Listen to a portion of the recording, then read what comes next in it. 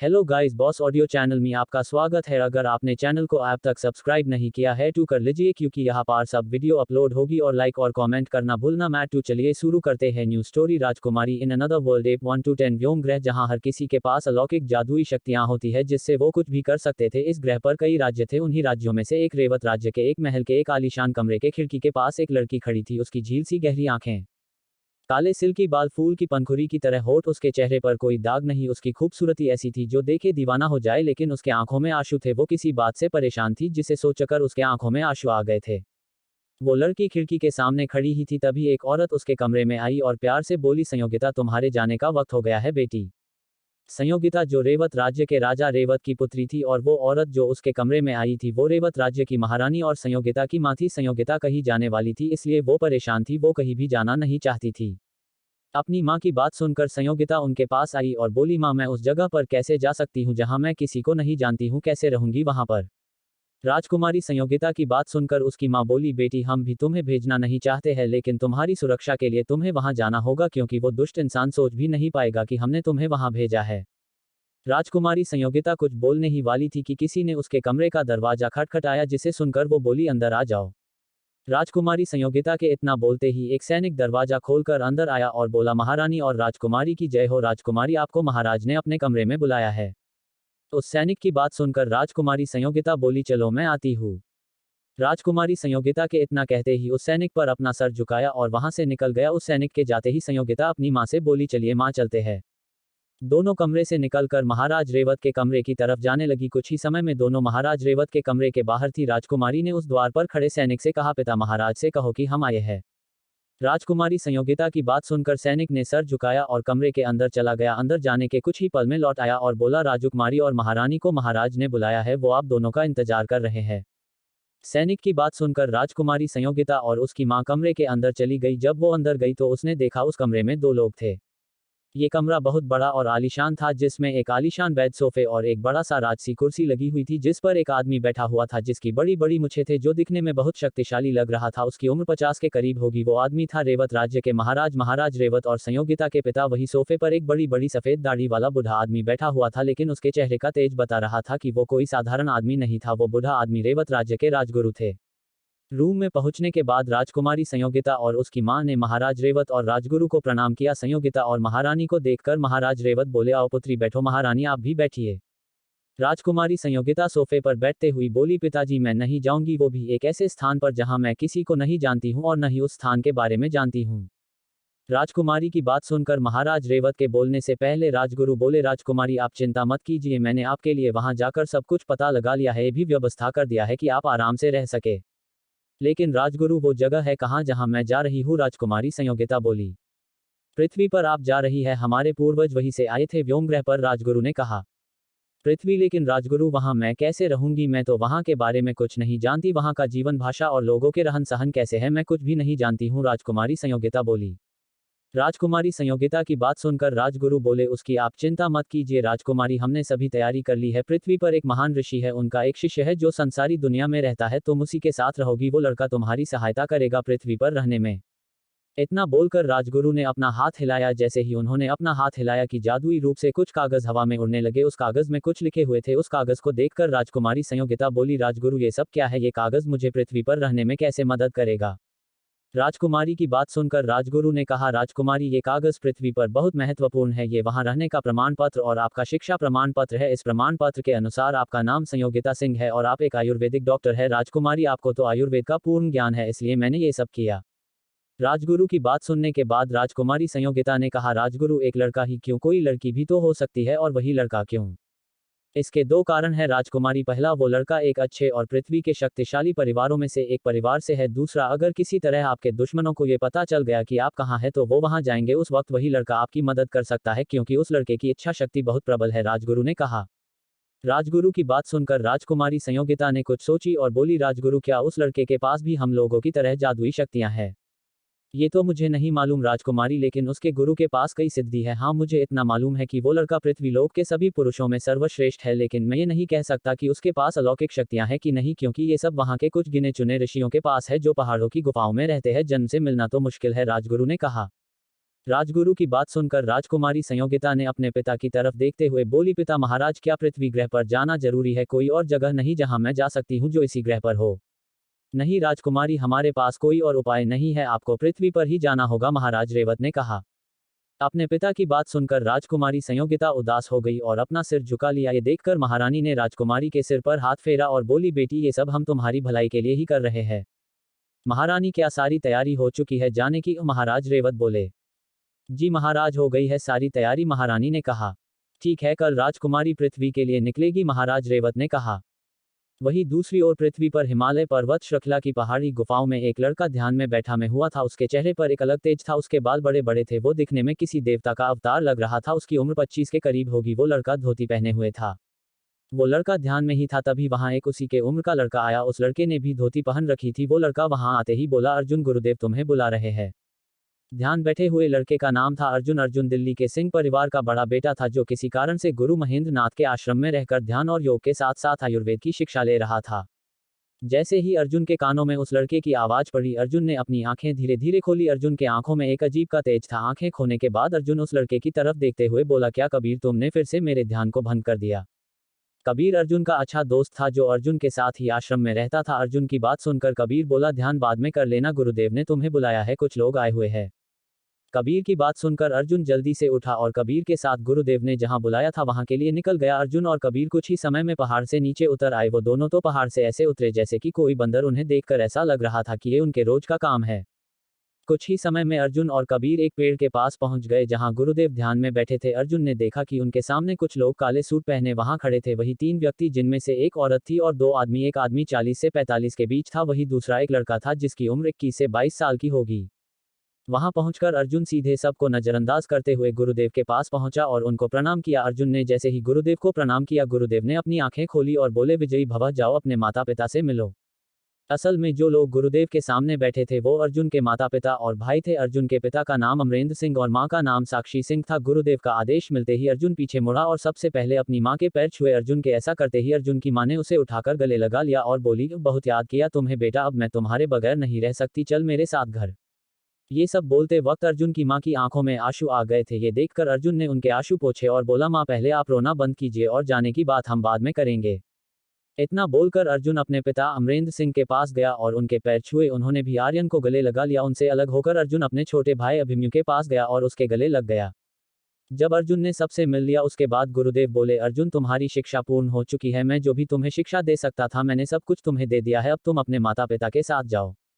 गुरुदेव की बात सुनकर अर्जुन उदास हो गया। वो भी क्यों न, बचपन से वो आश्रम में ही रहा था, उसके लिए यही घर था, यहाँ उसके दोस्त थे। अर्जुन को उदास होते उसके परिवार वाले और गुरुदेव ने भी देखा। अर्जुन की मां कुछ बोलती उससे पहले गुरुदेव बोल पड़े, अर्जुन, मैं जानता हूं तुम इस आश्रम को अपना घर मानते हो, लेकिन अर्जुन, तुम एक योगी हो। एक योगी कभी एक स्थान पर नहीं रहता है। तुम्हारा कर्मस्थल तुम्हारे पुकार रहा है, तुम जाओ और अपना कर्म करो, मोह में मत बांधो। गुरुदेव की बात सुनकर अर्जुन गुरुदेव के पास गया और उसके पास बैठते हुआ बोला, ठीक है गुरुजी, मैं चला जाऊंगा, लेकिन ये बताइए कि मैं आपको गुरु दक्षिणा में क्या दूं? अर्जुन की बात सुनकर गुरुदेव मुस्कुराए और बोले, अर्जुन, मैं गुरु दक्षिणा में एक वचन चाहता हूं, क्या तुम मुझे एक वचन दे सकते हो? आदेश करे गुरुदेव, मैं वचन देता हूं कि मैं आपके हर आदेश का पालन करूंगा। ये बोलते वक्त अर्जुन की आवाज में विश्वास झलक रहा था, जिसे सुनकर गुरुदेव बोले, ठीक है अर्जुन, तो तुम मुझे वचन दो कि भविष्य में मैं तुम्हारे पास किसी को भेजूंगा कबीर के साथ। तुम्हें उस इंसान की रक्षा और ध्यान रखना है, चाहे मुसीबत कैसी भी हो।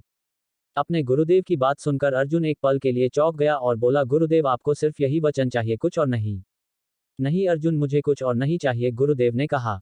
ठीक है गुरुदेव, मैं वचन देता हूं कि आप जिसे भी मेरे पास भेजेंगे उस इंसान की रक्षा अपने मरते दम तक करूंगा। यह आपके शिष्य अर्जुन का वचन है, अर्जुन ने विश्वास के साथ कहा। अपने गुरु को वचन देने के बाद अर्जुन अपने दोस्तों से मिलकर अपने माता पिता के साथ अपने घर जाने के लिए निकल गया। अर्जुन का घर सिंहविला देश की राजधानी में था। अर्जुन अपने माता पिता के साथ पहाड़ी इलाके से निकलकर सीधे एयरपोर्ट गया, जहां सिंह परिवार का प्राइवेट जेट था। एयरपोर्ट पहुंचकर वो चारों राजधानी के लिए निकल गए। फ्लाइट में बैठने के बाद अर्जुन अपने डैड से बोला, डैड, क्या आपने सभी को बता दिया है क्या कि मैं आ रहा हूँ? अर्जुन का सवाल सुनकर उसके डैड ने एक पल अर्जुन को देखा, उसके बाद बोले, नहीं अभी नहीं, अभी तुम्हारी बहन को मालूम है कि तुम आ रहे हैं, वैसे भी शहर में किसी को नहीं मालूम कि मेरे 2 बेटे हैं, घर वालों को छोड़कर। अर्जुन के डैड की बात सुनकर उसकी मां बोली, हम जाते ही एक पार्टी रखेंगे जिसमें शहर के सभी इज्जतदार लोग आएंगे, जिसमें हम सबसे तुम्हारा परिचय करा देंगे। अपनी मां की बात सुनकर अर्जुन तुरंत बोला, अभी कोई पार्टी नहीं होगी, मैं अभी किसी को नहीं बताना चाहता कि मैं सिंह परिवार का बड़ा बेटा हूँ। लेकिन ऐसा क्यों? अर्जुन की माँ बोली। उसके पिता और भाई भी अर्जुन को सवालिया नजरों से देख रहे थे। सबकी नजरों में सवालों को देखकर अर्जुन बोला, आप सब चिंता मत कीजिए, कोई घबराने वाली बात नहीं है। मैं तो चाहता हूँ कि मैं खुद ही सभी को जान सकूं कि कौन कैसा इंसान है। अगर आपने परिचय कर दिया तो सब मेरे सामने अच्छा बनकर ही रहेंगे। अर्जुन की बात सुनकर उसके पिता ने एक पल सोच और उसके बाद बोले, ठीक है, तुम जैसे चाहोगे वैसा ही होगा, लेकिन तुम्हें घर वालों से तो मिलना होगा। तुम्हारी दादी कब से तुम्हारा इंतजार कर रही है। अर्जुन की दादी मिसेस कल्याणी सिंह घर में सबसे बुजुर्ग थी। अर्जुन के दादा की मृत्यु 5 साल पहले हो गई थी। अपनी दादी का जिक्र सुनकर अर्जुन बोला, ठीक है, लेकिन मैं वहां रुकूंगा नहीं, मेरे लिए एक फ्लैट का इंतजाम कर दीजिए। अर्जुन से ये सुनकर कि वो फ्लैट में रहेगा, उसकी माँ बोली, तुम फ्लैट में क्यों रहोगे? शहर में हमारे कितने घर है, वहां रह लेना अगर तुम हमारे साथ नहीं रहना चाहते। अपनी माँ की बात सुनकर अर्जुन उन्हें समझते हुए बोला, माँ, मैं इतने समय पहाड़ों में रहा हूँ, अचानक आलीशान घर में रहने लगूंगा तो कंफर्टेबल नहीं हो पाऊंगा, इसलिए मुझे थोड़ा समय दीजिए। एक बार मैं शहर के अनुकूल सेटल हो गया उसके बाद विला में रहने लगूंगा। अर्जुन की बात सुनकर उसके पिता अपनी पत्नी से बोले, अर्जुन को थोड़ा समय दो, वो शहर में सेटल हो जाएगा, वो जैसे चाहता है वैसे रहने दो। अपने पति की बात सुनकर अर्जुन की माँ उदास होते हुए बोली, पहले हम घर चलते हैं, उसके बाद इसके बारे में बात करेंगे। करीब 4 घंटे बाद अर्जुन के बैठा एक विला के सामने था। ये सिंह विला था, अर्जुन का घर जहां उसके अपने रहते थे। विला का गेट खुला और 3 लिमिटेड एडिशन गाड़ियां विला के गेट के अंदर प्रवेश करती है। सिंह विला बहुत बड़ा था, वो शहर से थोड़ा बाहर था। जिस इलाके में सिंह विला थी उस एरिया में सिर्फ देश के सबसे प्रतिष्ठित लोग रहते थे। सिंह विला बहुत दूर में फैला हुआ था। विला के गेट के अंदर जाते ही एक पार्क था और साथ में एक फाउंटेन, चारों तरफ हरियाली थी। विला के अंदर जाने के बाद जैसे ही गाड़ी रुकी, अर्जुन और उसके माता पिता के साथ उसका भाई गाड़ी से उतरा। चारों उतरकर घर के अंदर जाने लगे। जैसे ही वो चारों घर के अंदर कदम रखने वाले थे, एक लड़की ने उनका रास्ता रोक दिया। वो लड़की दिखने में बहुत खूबसूरत थी, उसकी उम्र 18-19 के करीब थी। वो लड़की थी अर्जुन की छोटी बहन अंतरा। अपनी बेटी को रास्ता रोकते देखकर मिसेस सिंह बोली, बेटा तू हमारा रास्ता क्यों रोक रही हो? देखो तुम्हारा भाई इतने सालों बाद घर आया है, तुम इसे अंदर आने नहीं दोगी? अपनी माँ की बात सुनकर अंतरा बड़े प्यार से बोली, माँ, मैं भी अपने भाई से मिलना चाहती हूँ, लेकिन ये दादी का ऑर्डर है, वो भैया की आरती करना चाहती है घर में प्रवेश करने से पहले। अंतरा ने इतना कहा ही था कि एक बूढ़ी आवाज उन सबको सुनाई दी। ये आवाज अर्जुन की दादी की थी। वो बोली, मेरा बच्चा इतनी दूर से आया है, नजर उतार देती हूँ। अर्जुन की दादी के साथ दो और औरत थी, वो दोनों अर्जुन की चाची थी। दरवाजे पर आकर अर्जुन की दादी ने अर्जुन की आरती की और नजर उतारी और बोली, अब अंदर आ जाओ। दादी के इतना कहते ही अर्जुन के अपना पहला कदम घर के अंदर रखा। उसके बाद अपनी दादी और दोनों चाची के पैर छू के प्रणाम किया। अर्जुन के आने से सभी खुश थे। अंतरा अर्जुन के पास आई और बोली, भैया घर कैसा लगा? सुंदर है ना? अपनी बहन की बात सुनकर अर्जुन मुस्कुराया और बोला, हाँ बहुत सुंदर है, लेकिन पहाड़ों की खूबसूरती से कम।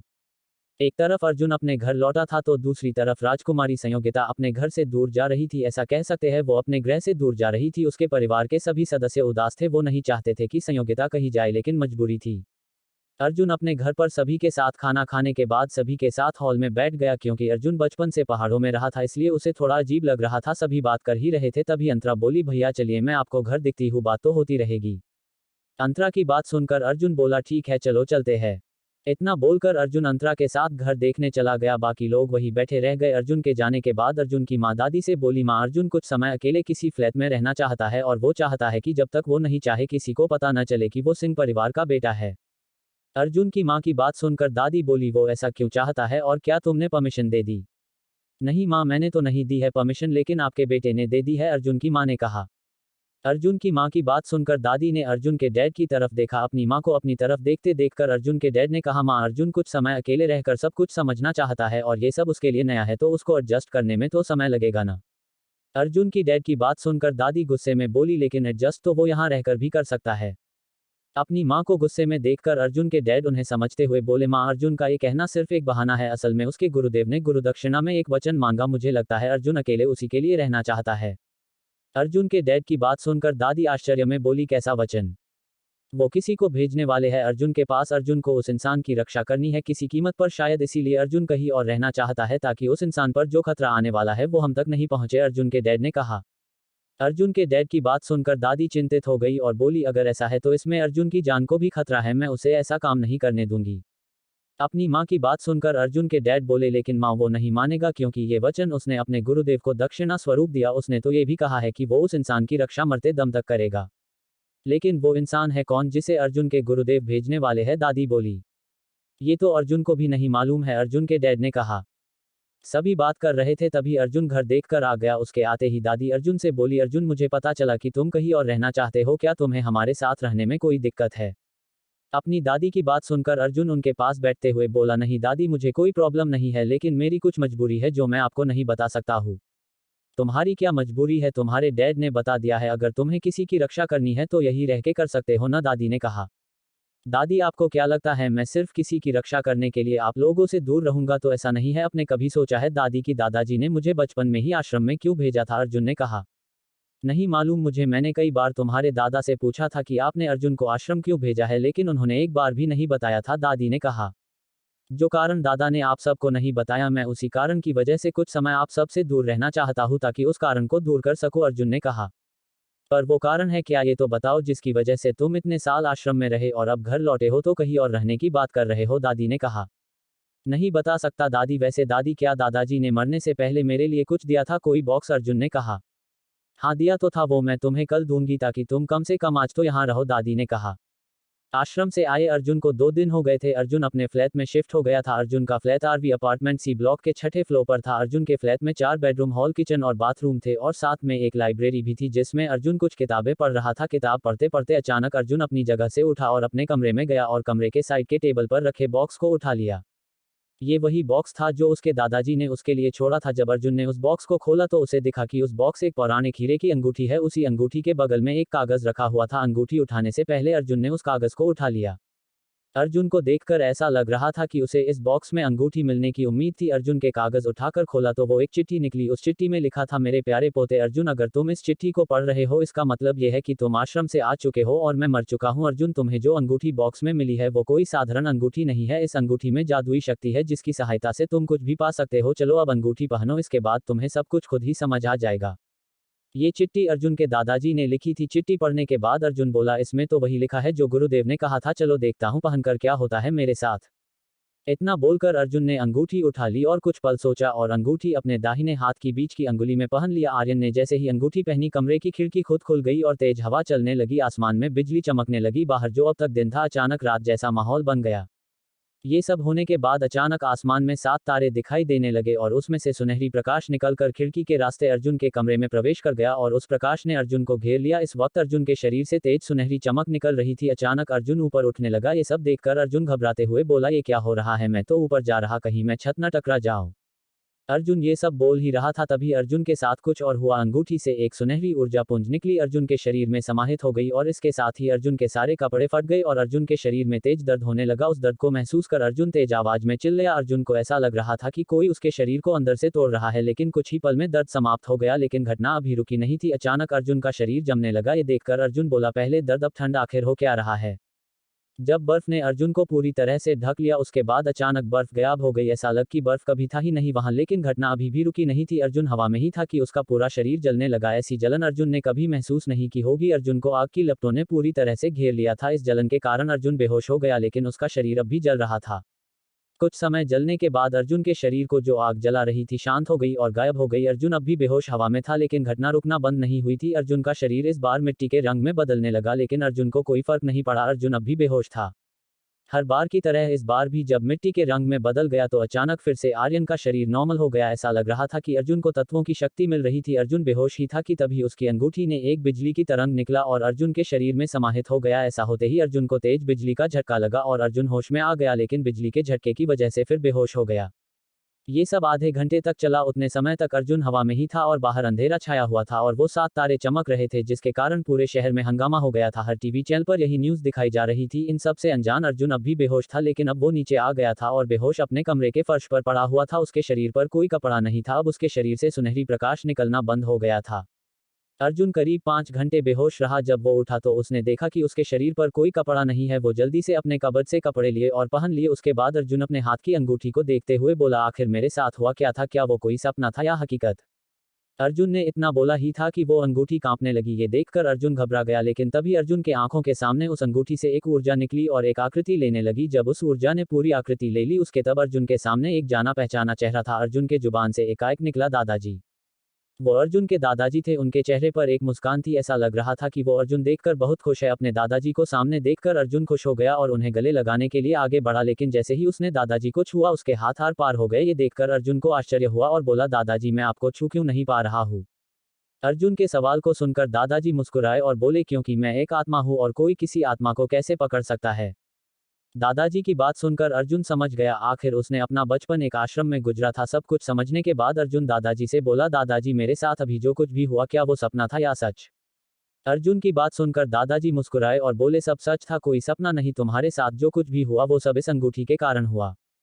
पर मेरे साथ हुआ क्या है? अर्जुन दादाजी ने बोला, तुम्हें दिव्य और जादुई शक्तियां मिली है। अब तुम में पंच महाभूतों की शक्तियां समाहित है। तुम्हारा बल अतुलित है। तुम्हें आग जला नहीं सकती, पानी डूबा नहीं सकती। हवा की सहायता से तुम हवा में उड़ सकते हो। आकाश तुम्हारी सीमा नहीं है, तुम आकाश से परे हो चुके हो। दादाजी जब ये सब बोल रहे थे उनकी आंखों में एक अलग तेज था, आए उनकी आवाज बुलंद।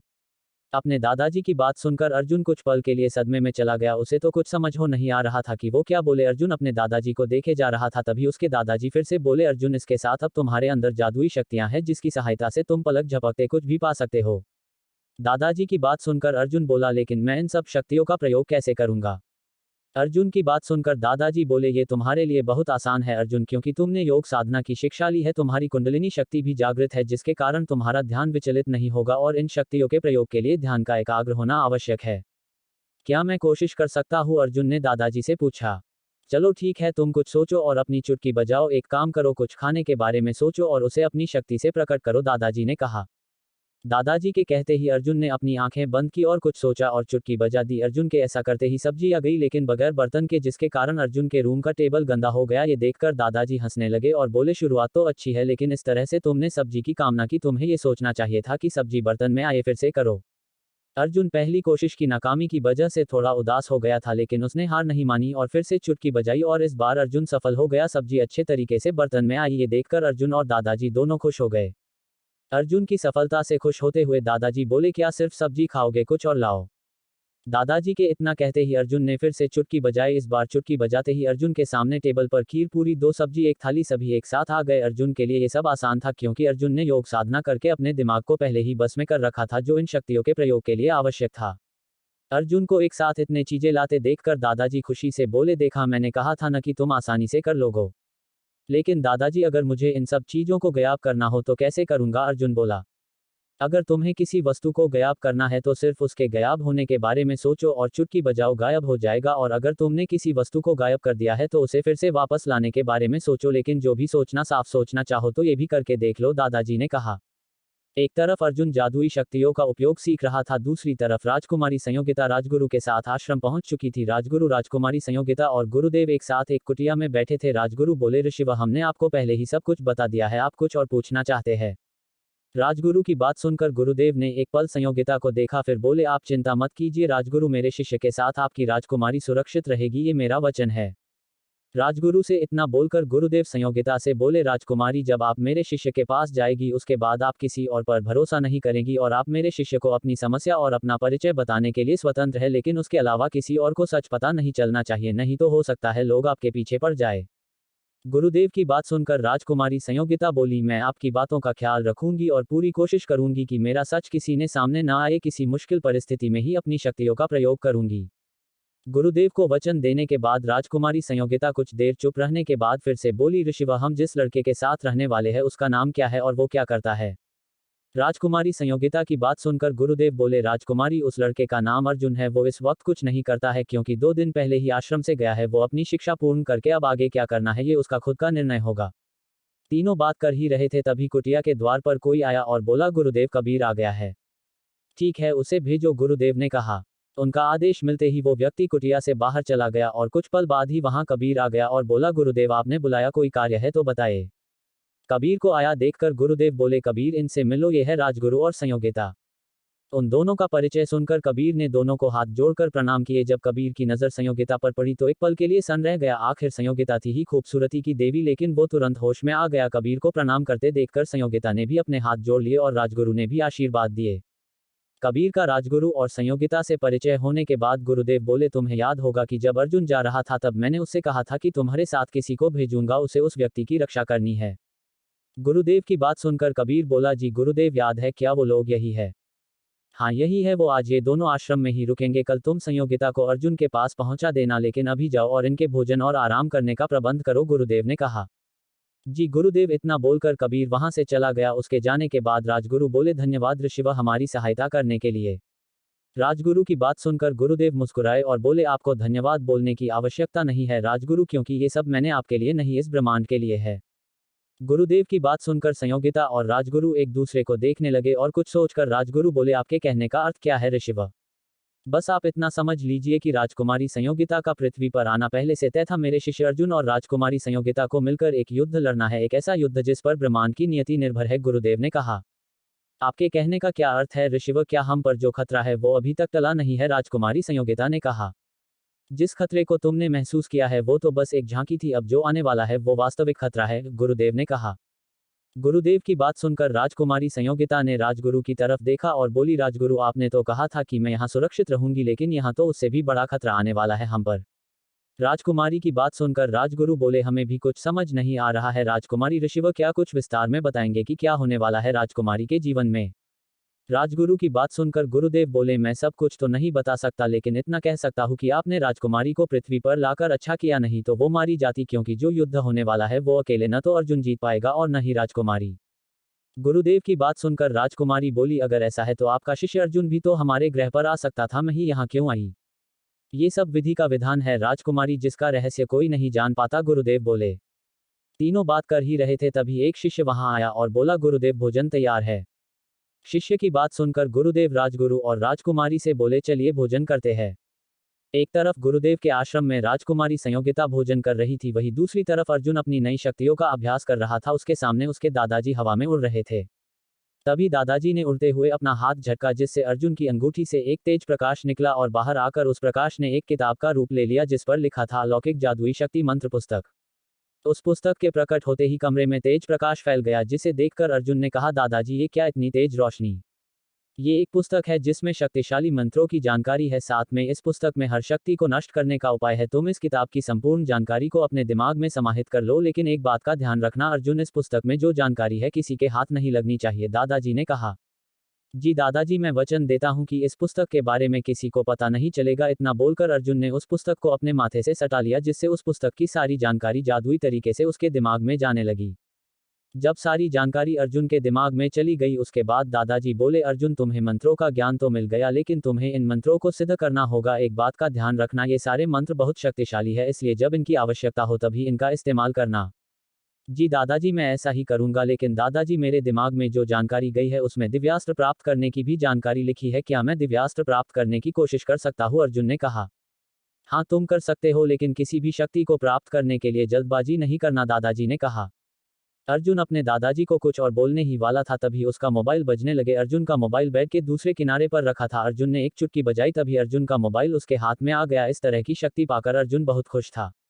जब अर्जुन ने मोबाइल में नाम देखा तो मोबाइल के स्क्रीन पर कबीर नाम शो हो रहा था। कबीर का नाम देखकर अर्जुन खुश होते हुए फोन रिसीव कर लिया और बोला, कैसा है मेरे भाई, क्या हो रहा है? सब ठीक, कल आ रहा हूँ तेरे पास, एयरपोर्ट आ जाना, उसको भी लेकर आ रहा हूँ जिसकी तुम्हें रक्षा करनी है, कबीर खुशी से बोला।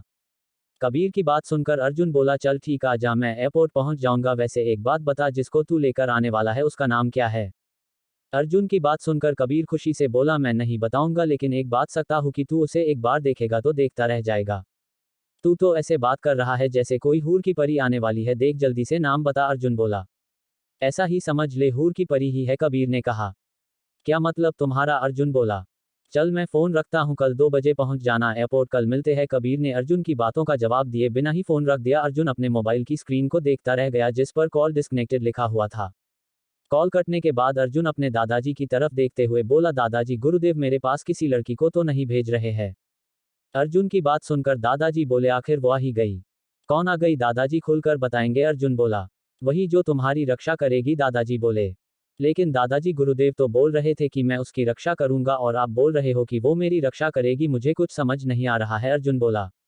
अर्जुन, यही तो विधि का विधान है, तुम दोनों एक दूसरे के रक्षक हो, अगर तुम दोनों में से किसी एक भी मौत हुई दूसरा अपना ढाल खो देगा, इसलिए तुम उसकी रक्षा हर कीमत पर करना, क्योंकि अगर उसे कुछ हुआ तो तुम अपने जान को खतरे में डाल सकते हो, दादाजी बोले। अपने दादाजी की बात सुनकर अर्जुन कुछ सोचते हुए बोला, दादाजी क्या उस लड़की के पास भी जादुई शक्तियां हैं? हाँ उसके पास भी जादुई शक्तियां हैं, दादाजी ने कहा। वैसे दादाजी हम दोनों के जान को खतरा किससे है, कौन है हमारा दुश्मन? अर्जुन ने पूछा। इसका जवाब मैं तुम्हें नहीं दे सकता हूँ अर्जुन, इसका जवाब केवल समय के पास है, वही तुम्हें जवाब देगा, दादाजी बोले। रात हो गई थी। अर्जुन ने कुछ और देर अपने दादाजी से बात किया और उसके बाद सो गया और दादाजी फिर से अंगूठी के अंदर चले गए। अगली सुबह जब अर्जुन की नींद खुली तो सुबह के 5 बजे रहे थे। आश्रम में तो अर्जुन 4 बजे ही उठ जाता था, लेकिन कल रात देर से सोने के कारण 1 घंटे देर से उठा और फ्रेश होने के बाद ध्यान करने बैठ गया। अर्जुन के ध्यान में बैठने के कुछ देर बाद अर्जुन को सुनहरी ऊर्जा से चारों तरफ से घेर लिया, जिसके बाद अर्जुन फर्श से 5 फीट ऊपर हवा में उड़ गया। लेकिन अर्जुन अभी भी ध्यान में था। इस वक्त अर्जुन को देखकर ऐसा लग रहा था कि कोई पर तपस्वी तपस्या कर रहा है। कुछ समय ध्यान में रहने के बाद अर्जुन की कुंडलिनी शक्ति एक एक करके जागृत होने लगी, जिसकी ऊर्जा से अर्जुन का शरीर और ज्यादा तेजमय हो गया। कुछ ही समय में अर्जुन की सातों कुंडलिनी चक्र जागृत हो गए। अर्जुन के तेज से पूरा कमरा सुनहरी रोशनी से चमकने लगा था। लगभग 2 घंटे ध्यान में रहने के बाद अर्जुन के धीरे धीरे अपनी आंखें खोली तो उसके आंखों में एक चमक थी जो धीरे धीरे शांत हो गया। ध्यान से उठने के बाद अर्जुन अपनी अंगूठी की तरफ देखकर बोला, दादाजी आज बाहर नहीं आना है क्या? अर्जुन के इतना बोलते ही अंगूठी से आवाज आई, जब तुम्हें मेरी आवश्यकता होगी तभी बाहर आऊंगा, बेवजह नहीं। ठीक है। इतना बोलकर अर्जुन ने घड़ी की तरफ नजर डाली तो घड़ी में 8:15 हो रहे थे। आर्यन खुद से बोला, सिंह विला जाने के वक्त हो गया है, दादी इंतजार कर रही होगी। असल में दादी अर्जुन के अलग रहने पर इसलिए मानी थी कि अर्जुन हर सुबह उनसे मिलने आएगा, इसलिए अर्जुन ने अपना फ्लैट सिंह विला के नजदीक में ही लिया था ताकि वो हर सुबह सिंह विला जा सके। सिंह विला जाने का सोचकर अर्जुन ने चुटकी बजाई तो वो रेडी हो गया और उसके बाल सेट हो गए थे। उसके शरीर पर नए कपड़े आ गए थे। अर्जुन अब बिल्कुल हैंडसम लग रहा था, किसी फिल्म के हीरो से भी ज्यादा हैंडसम लग रहा था। बिल्कुल रेडी होने के बाद आर्यन अपने फ्लैट के हॉल में आ गया और चुटकी फिर से बजाई, जिससे दीवार पर टंगी गाड़ी की चाबी सीधे उड़कर आर्यन के हाथ में आ गई। उसके बाद आर्यन फ्लैट से बाहर निकलकर उसे लॉक किया। उसके बाद चुटकी बजाई, जिससे गेट पर एक अदृश्य सुरक्षा कवच बन गया। उसके बाद आर्यन बोला, चलो अब घर सेफ है, कोई नहीं जा पाएगा अंदर। इतना बोलकर अर्जुन लिफ्ट के पास गया और लिफ्ट का बटन दबाया। अगर अर्जुन चाहता तो अपनी जादू की मदद से सीधे सिंह विला पहुंच सकता था, लेकिन वो किसी को शक करने का मौका नहीं देना चाहता था, इसलिए वो नॉर्मल तरीके से सिंह विला पहुंचना चाहता था। कुछ ही पल में लिफ्ट का दरवाजा खुला गया और अर्जुन अंदर चला गया और ग्राउंड फ्लोर का बटन दबा दिया। लगभग 1 मिनट में अर्जुन ग्राउंड फ्लोर पहुंच चुका था। अर्जुन सीधे अपनी कार के पास पहुंचा, जो एक लिमिटेड एडिशन कार थी। अर्जुन जल्दी से कार में बैठा और सिंह विला की तरफ निकल गया। वहीं दूसरी तरफ राजकुमारी संयोगिता कबीर के साथ एयरपोर्ट जाने के लिए तैयार थी। आश्रम से एयरपोर्ट 2 घंटे की दूरी पर था। राजगुरु राजकुमारी संयोगिता के साथ राजधानी नहीं जा रहे थे। राजगुरु संयोगिता से बोले, राजकुमारी अब से आपको अपना ख्याल खुद रखना होगा। एक बात का ख्याल रखिएगा कि आप यहाँ पर राजकुमारी नहीं है, इसलिए हर कदम सोच समझकर उठाएगा और जब जरूरत हो तभी अपनी शक्ति का प्रयोग करेंगी। राजगुरु की बात सुनकर संयोगिता बोली, राजगुरु आप ये बात कई बार बोल चुके हैं और हमने हर बार कहा है कि हम अपना ख्याल रख लेंगे। राजगुरु और संयोगिता बात कर ही रहे थे, तभी वहां गुरुदेव और कबीर आ गए। आते ही गुरुदेव बोले, जाने का वक्त हो गया है। वैसे राजकुमारी अगर आपकी इच्छा हो तो आप अपना सच अर्जुन को बता सकती है, ताकि अगर कभी आप अपनी शक्ति का इस्तेमाल करें तो वो उस वक्त सब कुछ संभाल सके। ठीक है ऋषिवर, मैं सोचूंगी इस बारे में, संयोगिता बोली। कबीर और संयोगिता ने राजगुरु और गुरुदेव को प्रणाम किया और एक गाड़ी में बैठकर एयरपोर्ट की तरफ निकल गए। करीब 2 घंटे बाद दोनों एयरपोर्ट पहुंच चुके थे। फ्लाइट की टाइमिंग आधे घंटे बाद की थी, इसलिए दोनों जल्दी से एंट्री गेट की तरफ गए और अपना अपना टिकट दिखाकर दोनों अंदर चले गए। कुछ ही देर में दोनों फ्लाइट के बिजनेस क्लास की सीट पर बैठे हुए थे। आश्रम के पास पैसा की कमी नहीं थी, हालांकि उन्हें पैसों को जरूरत नहीं थी, फिर भी लोग आश्रम को दान दक्षिणा देते रहते थे और आश्रम वो सारा पैसा गरीब बच्चों के पीछे खर्च कर देता था। आश्रम ने कई अनाथालय खोल रखे थे। अनाथालय की जिम्मेदारी गुरुदेव के उन शिष्यों के कंधों पर थी जो आश्रम छोड़कर संसारी दुनिया में नहीं गए या किसी का कोई अपना नहीं था। आश्रम का एक एक पैसा अनाथालय को जाता था। एक तरफ संयोगिता और कबीर फ्लाइट में बैठ चुके थे, वहीं दूसरी तरफ अर्जुन सिंह विला पहुंच चुका था। जब वो घर के अंदर गया तो आज वो अपने दोनों चाचा अभिजीत सिंह और अभिनय सिंह से मिला, जो किसी काम की वजह से शहर से बाहर गए थे, इसलिए जिस दिन अर्जुन घर लौटा था वो घर पर नहीं थे। अर्जुन अपने दोनों चाचा से बात कर ही रहा था, तभी उसके सगे भाई बहन और चचेरे भाई बहन आ गए। अर्जुन के चाचा अभिजीत का एक बेटा था जिसका नाम अभिषेक और अर्जुन दूसरे चाचा का एक बेटा और एक बेटी थी। बेटा का नाम अभिराज और बेटी का नाम अवनी था। अर्जुन के सभी भाई बहन अभी कॉलेज में पढ़ते थे, सिवाय अभिमन्यु के। अभिमन्यु का कॉलेज की पढ़ाई कुछ ही समय पहले खत्म हुआ था। अपने भाई बहनों को देखकर अर्जुन उन सबके पास गया और उनसे बात करने लगे। कुछ देर बाद सभी खाने की टेबल पर बैठकर नाश्ता किया। उसके बाद अर्जुन के सभी भाई बहन कॉलेज चले गए और उसके डैड दोनों चाचा ऑफिस चले गए। अब घर में सिर्फ अभिमन्यु, अर्जुन, दादी, अर्जुन की माँ और दोनों चाची बची थी। अर्जुन अभिमन्यु के पास बैठ गया। अभिमन्यु हंसी मजाक करने वाला लड़का था, लेकिन उसे अभी तक अर्जुन से बात करने का मौका ही नहीं मिला था, लेकिन अब मौका मिल गया था। अभिमन्यु अर्जुन से बोला, भैया एक बात बताए, आश्रम में कोई गर्लफ्रेंड थी कि नहीं? अभिमन्यु सीधे गर्लफ्रेंड पर पहुंच गया था, जिसे सुनकर घर की सारी औरतें अर्जुन और अभिमन्यु की तरफ देखने लगे। वही अर्जुन अभिमन्यु के सवाल और सभी की नजरों को अपने ऊपर महसूस करके झेप गया और बोला, नहीं कोई गर्लफ्रेंड नहीं थी, मैं सिर्फ अपनी पढ़ाई में ध्यान देता था। झूठ मत बोलो भैया, जब हम सब आश्रम से आ रहे थे उस वक्त एक लड़की आपको एकटक देखे जा रही थी, मैंने देखा था, अभिमन्यु ने कहा। ऐसा कुछ नहीं है, मेरी कोई गर्लफ्रेंड नहीं है, और तू किस लड़की की बात कर रहा है, अर्जुन बोला। अर्जुन की बात का अभिमन्यु कोई जवाब देता उससे पहले दादी बोली, अभिमन्यु क्या सच में कोई लड़की हमारे अर्जुन को देख रही थी, क्या वो खूबसूरत थी? हाँ दादी, वो लड़की भैया को ऐसी नज़र से देख रही थी जैसे कह रही हो मत जाओ प्लीज, अभिमन्यु एक लड़की की तरह भोली शक्ल बनाते हुए बोला। अभिमन्यु की बात सुनकर घर की सारी औरतें अर्जुन को देखकर हंसने लगी। सबको हंसते देखकर अर्जुन बोला, आप सब गलत समझ रहे हैं, ऐसा कुछ नहीं है, मेरी कोई गर्लफ्रेंड नहीं है, यहाँ तक मैं लड़कियों से ज्यादा बात भी नहीं करता था, सिर्फ ध्यान करता था। अर्जुन की सफाई सुनकर सब जोर जोर से हंसने लगे। सभी को अर्जुन पर हंसते देखकर अर्जुन की मां बोली, अब हंसना बंद कीजिए आप सब, अगर मेरे बेटे की कोई प्रेमिका होती तो वो अपनी मां को जरूर बताता, मैं सही बोल रही हूं ना अर्जुन? हाँ माँ, आप सही बोल रही है, मेरी कोई गर्लफ्रेंड नहीं है, अर्जुन ने कहा। वैसे अर्जुन, तुमने आश्रम में क्या क्या सीखा? अर्जुन की बड़ी चाची बोली। वो मैंने पौराणिक आयुर्वेदिक उपचार, मार्शल आर्ट और योग साधना की शिक्षा ली है, अर्जुन ने कहा। अर्जुन की बात सुनकर अभिमन्यु बोला, भैया क्या आपको मार्शल आते हैं, मुझे सिखाओगे? ठीक है, सीखा दूंगा, लेकिन मैं जो सिखाऊंगा वो बहुत मुश्किल होगा, अर्जुन बोला। आप उसकी चिंता मत करो भैया, मैंने एक मार्शल आर्ट ट्रेनिंग सेंटर से ट्रेनिंग ली है, तो मेरा शरीर झेल लेगा आपकी ट्रेनिंग को, अभिमन्यु बोला। ठीक है, सीखा दूंगा, लेकिन आज नहीं कल से, इसलिए कल सुबह 4 बजे उठ जाना, 5 बजे मैं यहाँ आ जाऊंगा, ठीक है, अर्जुन ने कहा। भैया 4 बजे कुछ ज्यादा नहीं हो गया, अभिमन्यु बोला। ऐसे ही बात करते करते दोपहर के 1 बज गए। समय देखकर अर्जुन बोला, दादी माँ अब मैं चलता हूँ, मुझे एयरपोर्ट जाना है। अर्जुन की बात सुनकर अर्जुन के माँ उसके पास आई जो कुछ काम कर रही थी और बोली, एयरपोर्ट क्यों जा रहा है? माँ, वो गुरुदेव को दिए हुए वचन को निभाने का समय आ गया है, अर्जुन ने कहा। क्या वो आ रहा है? अर्जुन की माँ बोली। हाँ, इतना बोलकर अर्जुन ने अपनी माँ, दादी और दोनों चाची के पैर छूकर प्रणाम किया और घर से निकल गया एयरपोर्ट की तरफ। करीब आधे घंटे बाद अर्जुन एयरपोर्ट के बाहर खड़ा था और कबीर का इंतजार कर रहा था। लगभग 45 मिनट इंतजार करने के बाद अर्जुन को कबीर आता हुआ दिखाई दिया, जिसके बगल में एक लड़की चल रही थी, वो संयोगिता थी। अर्जुन संयोगिता को देखकर देखता ही रह गया, वो सफेद ड्रेस में परी लग रही थी। आसपास से गुजर रहे सभी यात्री, चाहे वो औरत हो या मर्द, एक बार संयोगिता को जरूर देखता, आखिर थी ही संयोगिता भला की खूबसूरत। अर्जुन संयोगिता को देख ही रहा था, तभी उसका ध्यान कबीर की आवाज से टूटा, जो उसे दूर से अपना हाथ ऊपर किए बुला रहा था। ये देखकर अर्जुन ने भी अपना हाथ ऊपर कर दिया, जिससे संयोगिता भी पहचान गई कि यही अर्जुन है। जब संयोगिता ने अर्जुन को देखा तो वो भी अर्जुन की तरह हर पल के लिए खो गई। एक पल के लिए उसके पैर भी थम गई थे, आखिर अर्जुन भी हैंडसम था। कुछ ही पल में दोनों अर्जुन के पास पहुंच गए। कबीर अर्जुन के गले लग गया और बोला, भाई 2 दिन पहले ही तू आया है, लेकिन लग रहा है 2 साल हो गए हैं तुमसे दूर हुए। मैंने भी तुम्हें बहुत मिस किया यार, अर्जुन बोला। कुछ पल गले लगे रहने के बाद दोनों अलग हुए। उसके बाद कबीर संयोगिता की तरफ इशारा करते हुए बोला, भाई ये है संयोगिता जिसके बारे में गुरुदेव ने कहा था। हाँ याद है, कबीर से इतना बोलकर अर्जुन संयोगिता की तरफ देखकर अपने दोनों हाथ जोड़ते हुए बोला, नमस्ते, मेरा नाम अर्जुन है। अर्जुन को आश्रम में यही सिखाया गया था कि अगर तुमसे कोई बड़ा या बराबर के उम्र का हो तो उसे नमस्ते या प्रणाम करो। अर्जुन को ही हेलो नहीं सिखाया गया था, इसलिए जब संयोगिता सामने आई तो अर्जुन ने ही हेलो नहीं किया और नमस्ते बोला। संयोगिता ने भी अर्जुन के नमस्ते का जवाब नमस्ते से दिया। उसके बाद अर्जुन ने संयोगिता का सामान ले लिया जो कबीर के पास था। वही कबीर के पास खुद का एक बैग था। अर्जुन संयोगिता का सामान कबीर से लेकर गाड़ी की तरफ जाने लगा जो पार्किंग में लगा हुआ था। कबीर और संयोगिता उसके पीछे पीछे जाने लगे। कुछ ही समय में तीनों पार्किंग में पहुंच गए और गाड़ी में बैठकर घर की तरफ निकल गए। रास्ते में गाड़ी चलाते वक्त पीछे की सीट पर बैठी संयोगिता को आईने के जरिए देख रहा था, जिसे संयोगिता ने तो नहीं लेकिन कबीर ने देख लिया और वो मुस्कुराने लगा। कुछ समय बाद अर्जुन की गाड़ी ट्रैफिक लाइट के पास रुकी। ट्रैफिक कुछ ज्यादा ही था, गाड़ी में चुप्पी छाई हुई थी जिसे तोड़ा कबीर ने। कबीर बोला, वैसे अर्जुन, बचपन से आश्रम में रहने के बाद शहर में कैसा लग रहा है? मजा आ रहा है?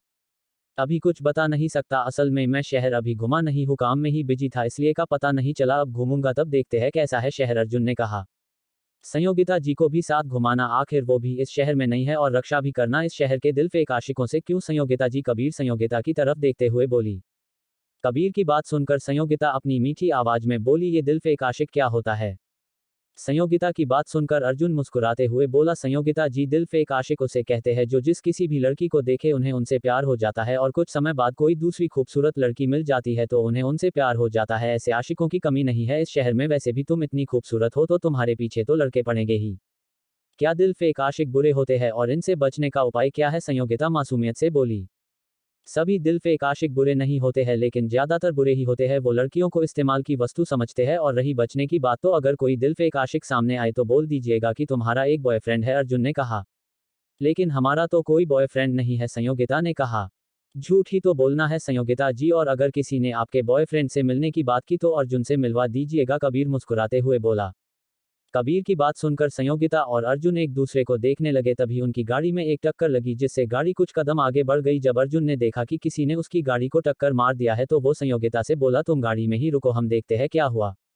इतना बोलकर अर्जुन और कबीर गाड़ी से निकल गए और पीछे जाकर देखा तो उन्हें दिखा कि टक्कर की वजह से गाड़ी को कोई नुकसान तो नहीं हुआ है, लेकिन जिस गाड़ी से अर्जुन की गाड़ी को टक्कर लगी है उसे थोड़ा नुकसान तो जरूर हुआ है। वो एक स्पोर्ट्स कार थी। अर्जुन को बाहर आया देखकर स्पोर्ट्स कार से एक लड़का और लड़की बाहर निकले। तभी अर्जुन को दिखा कि पीछे भी 2-3 स्पोर्ट्स कार गाड़ी है। उनमें से भी कुछ लड़के बाहर निकले और उस लड़के के पास आ गए जिसके कार से अर्जुन की कार को टक्कर लगी थी। वो सब कुल 7 लड़कों और 4 लड़कियों का ग्रुप था। एक लड़का बोला, क्या हुआ सुमित, तू गाड़ी से बाहर क्यों निकला? उस लड़के की बात सुनकर सुमित बोला, यार इस कार की वजह से मेरी कार टूट गई। आखिर किसकी है ये कार? जल्दी से बाहर आओ नहीं तो कार का कबाड़ बना देंगे, सुमित का एक दोस्त बोला। सुमित के दोस्त की बात सुनकर अर्जुन कबीर को देखकर मुस्कुराया, उसके बाद बोला, ये मेरी कार है। अर्जुन की बात सुनकर सुमित के सभी दोस्तों ने उन्हें ऊपर से नीचे तक देखा, उसके बाद हंसने लगे क्योंकि कार तो लिमिटेड एडिशन थी, लेकिन अर्जुन ने जो कपड़े पहने थे वो न तो महंगे थे और न ही सस्ते, वही कबीर ने सिंपल कपड़े पहन रखे थे। अर्जुन और कबीर के पहनावे को देखकर सुमित का दोस्त बोला, अपने मालिक को बुला और बोल उसे नुकसान की भरपाई करने के लिए। उस लड़के की बात सुनकर अर्जुन बोला, लेकिन टक्कर तो इसने मारी है तो फिर हम नुकसान क्यों भरे?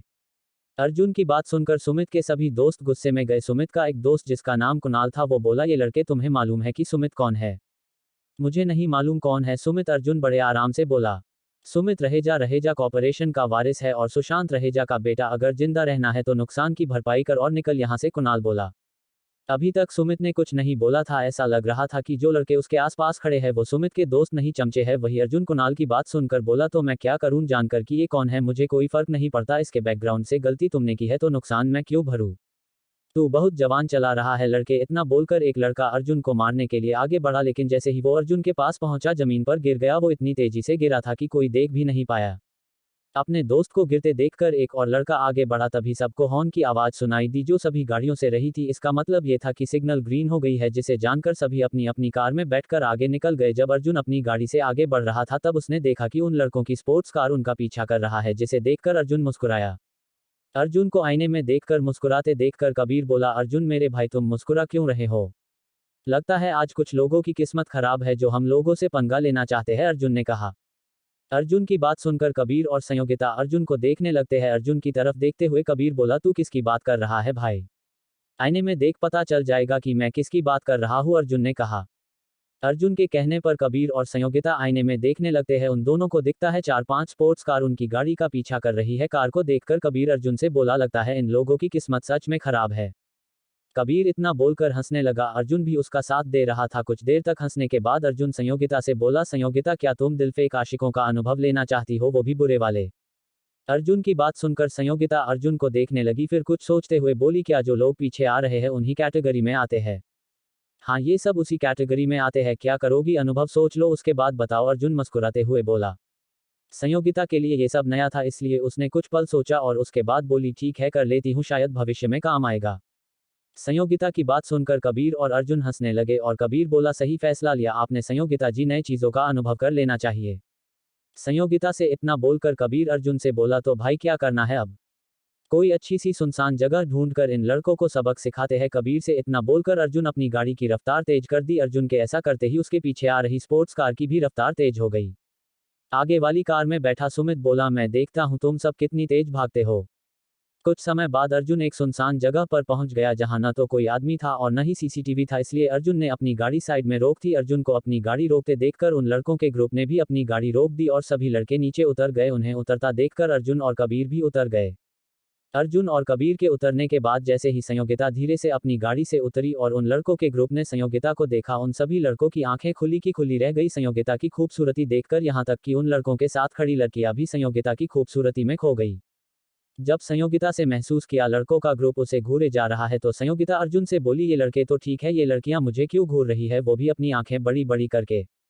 संयोगिता की बात सुनकर अर्जुन कबीर को देखा और मुस्कुराया। उसके बाद संयोगिता से नाटकीय अंदाज में बोला, अब क्या करे संयोगिता जी, आप है ही इतनी खूबसूरत की लड़के तो लड़के लड़कियां भी आपकी दीवानी हो गई। भाई कबीर, हम तो सोचते थे कि संयोगिता जी को सिर्फ लड़कों से बचकर रहना होगा, लेकिन अब पता चला कि इन्हें लड़कियों से भी बचना होगा। अर्जुन इतना बोलकर हंसने लगा। अर्जुन को हंसते देखकर कबीर भी हंसने लगा। वही दोनों को हंसते देखकर संयोगिता अर्जुन और कबीर को गुस्से में घूरते लगी और गुस्से में बोली, हंसना बंद करो तुम दोनों। संयोगिता की गुस्से भरी आवाज सुनकर अर्जुन और कबीर ने हंसना बंद कर दिया। वहीं दूसरी तरफ संयोगिता की आवाज सुनकर सुमित का ग्रुप होश में आया। उसके बाद सुमित आगे बढ़ा और हाथ मिलाने के लिए संयोगिता की तरफ अपना हाथ बढ़ाते हुए बोला, ही आई एम सुमित रहेजा, मैं इस शहर के सबसे अमीर परिवारों में से एक रहेजा परिवार का वारिस हूँ। सुमित की अपनी तरफ हाथ बढ़ाते देखकर संयोगिता ने अर्जुन की तरफ देखा और मुस्कुराई और फिर सुमित की तरफ देखकर अपना हाथ बिना बढ़ाए बोली, तो इसमें मैं क्या करूँ, आप किस परिवार के वारिस है, इससे मुझे क्या। संयोगिता की बात सुनकर सुमित को बहुत गुस्सा आया, क्योंकि आज तक किसी लड़की ने उससे इस तरह बात नहीं की थी। सुमित गुस्से में कुछ बोलने ही वाला था, तभी सुमित की नज़र संयोगिता की खूबसूरती पर पड़ी और उसने तुरंत अपने गुस्से को अंदर दबा लिया और एक पल अर्जुन और कबीर की तरफ देखा और फिर संयोगिता से बोला, लगता है तुम इन दो लड़कों से डर रही हो, अभी मैं इन दोनों का डर तुमसे दूर करता हूँ। इतना बोलकर सुमित अपने दोस्तों की तरफ मुड़ा और बोला, इन दोनों लड़कों की पिटाई इतनी बुरी तरह से करो कि ये कभी इस लड़की की तरफ आंख उठा के न देखे। सुमित की बात सुनकर अर्जुन, कबीर और संयोगिता ने एक दूसरे को मुस्कुराते हुए देखा और आंखों ही आंखों में कुछ इशारा किया। उसके बाद संयोगिता नाटकीय अंदाज में बोली, सही बोल रहे हो तुम, ये दोनों मुझे जबरदस्ती कहीं ले जा रहे हैं। संयोगिता की बात सुनकर सुमित अंदर ही अंदर खुश हो गया और खुद से बोला, चलो ये लड़की मेरे पाले में आ रही है, एक बार इस लड़की की मदद कर देता हूँ, इससे ये लड़की मेरी गर्लफ्रेंड बन जाएगी और इतनी खूबसूरत गर्लफ्रेंड इस शहर में किसी के पास नहीं होगी।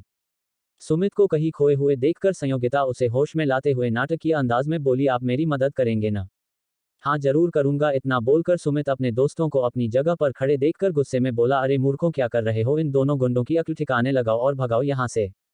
सुमित की गुस्से भरी आवाज सुनकर सुमित के सभी दोस्त लड़कियों को छोड़कर आगे बढ़े और तेजी में अर्जुन और कबीर को मारने के लिए दौड़े। लड़कों के ग्रुप को अपनी ओर तेजी में आते देखकर अर्जुन और कबीर मुस्कुराया और अपना एक कदम आगे बढ़ाया और लड़कों का ग्रुप उन तक पहुंचता उससे पहले अर्जुन और कबीर उन लड़कों के करीब पहुंच गए।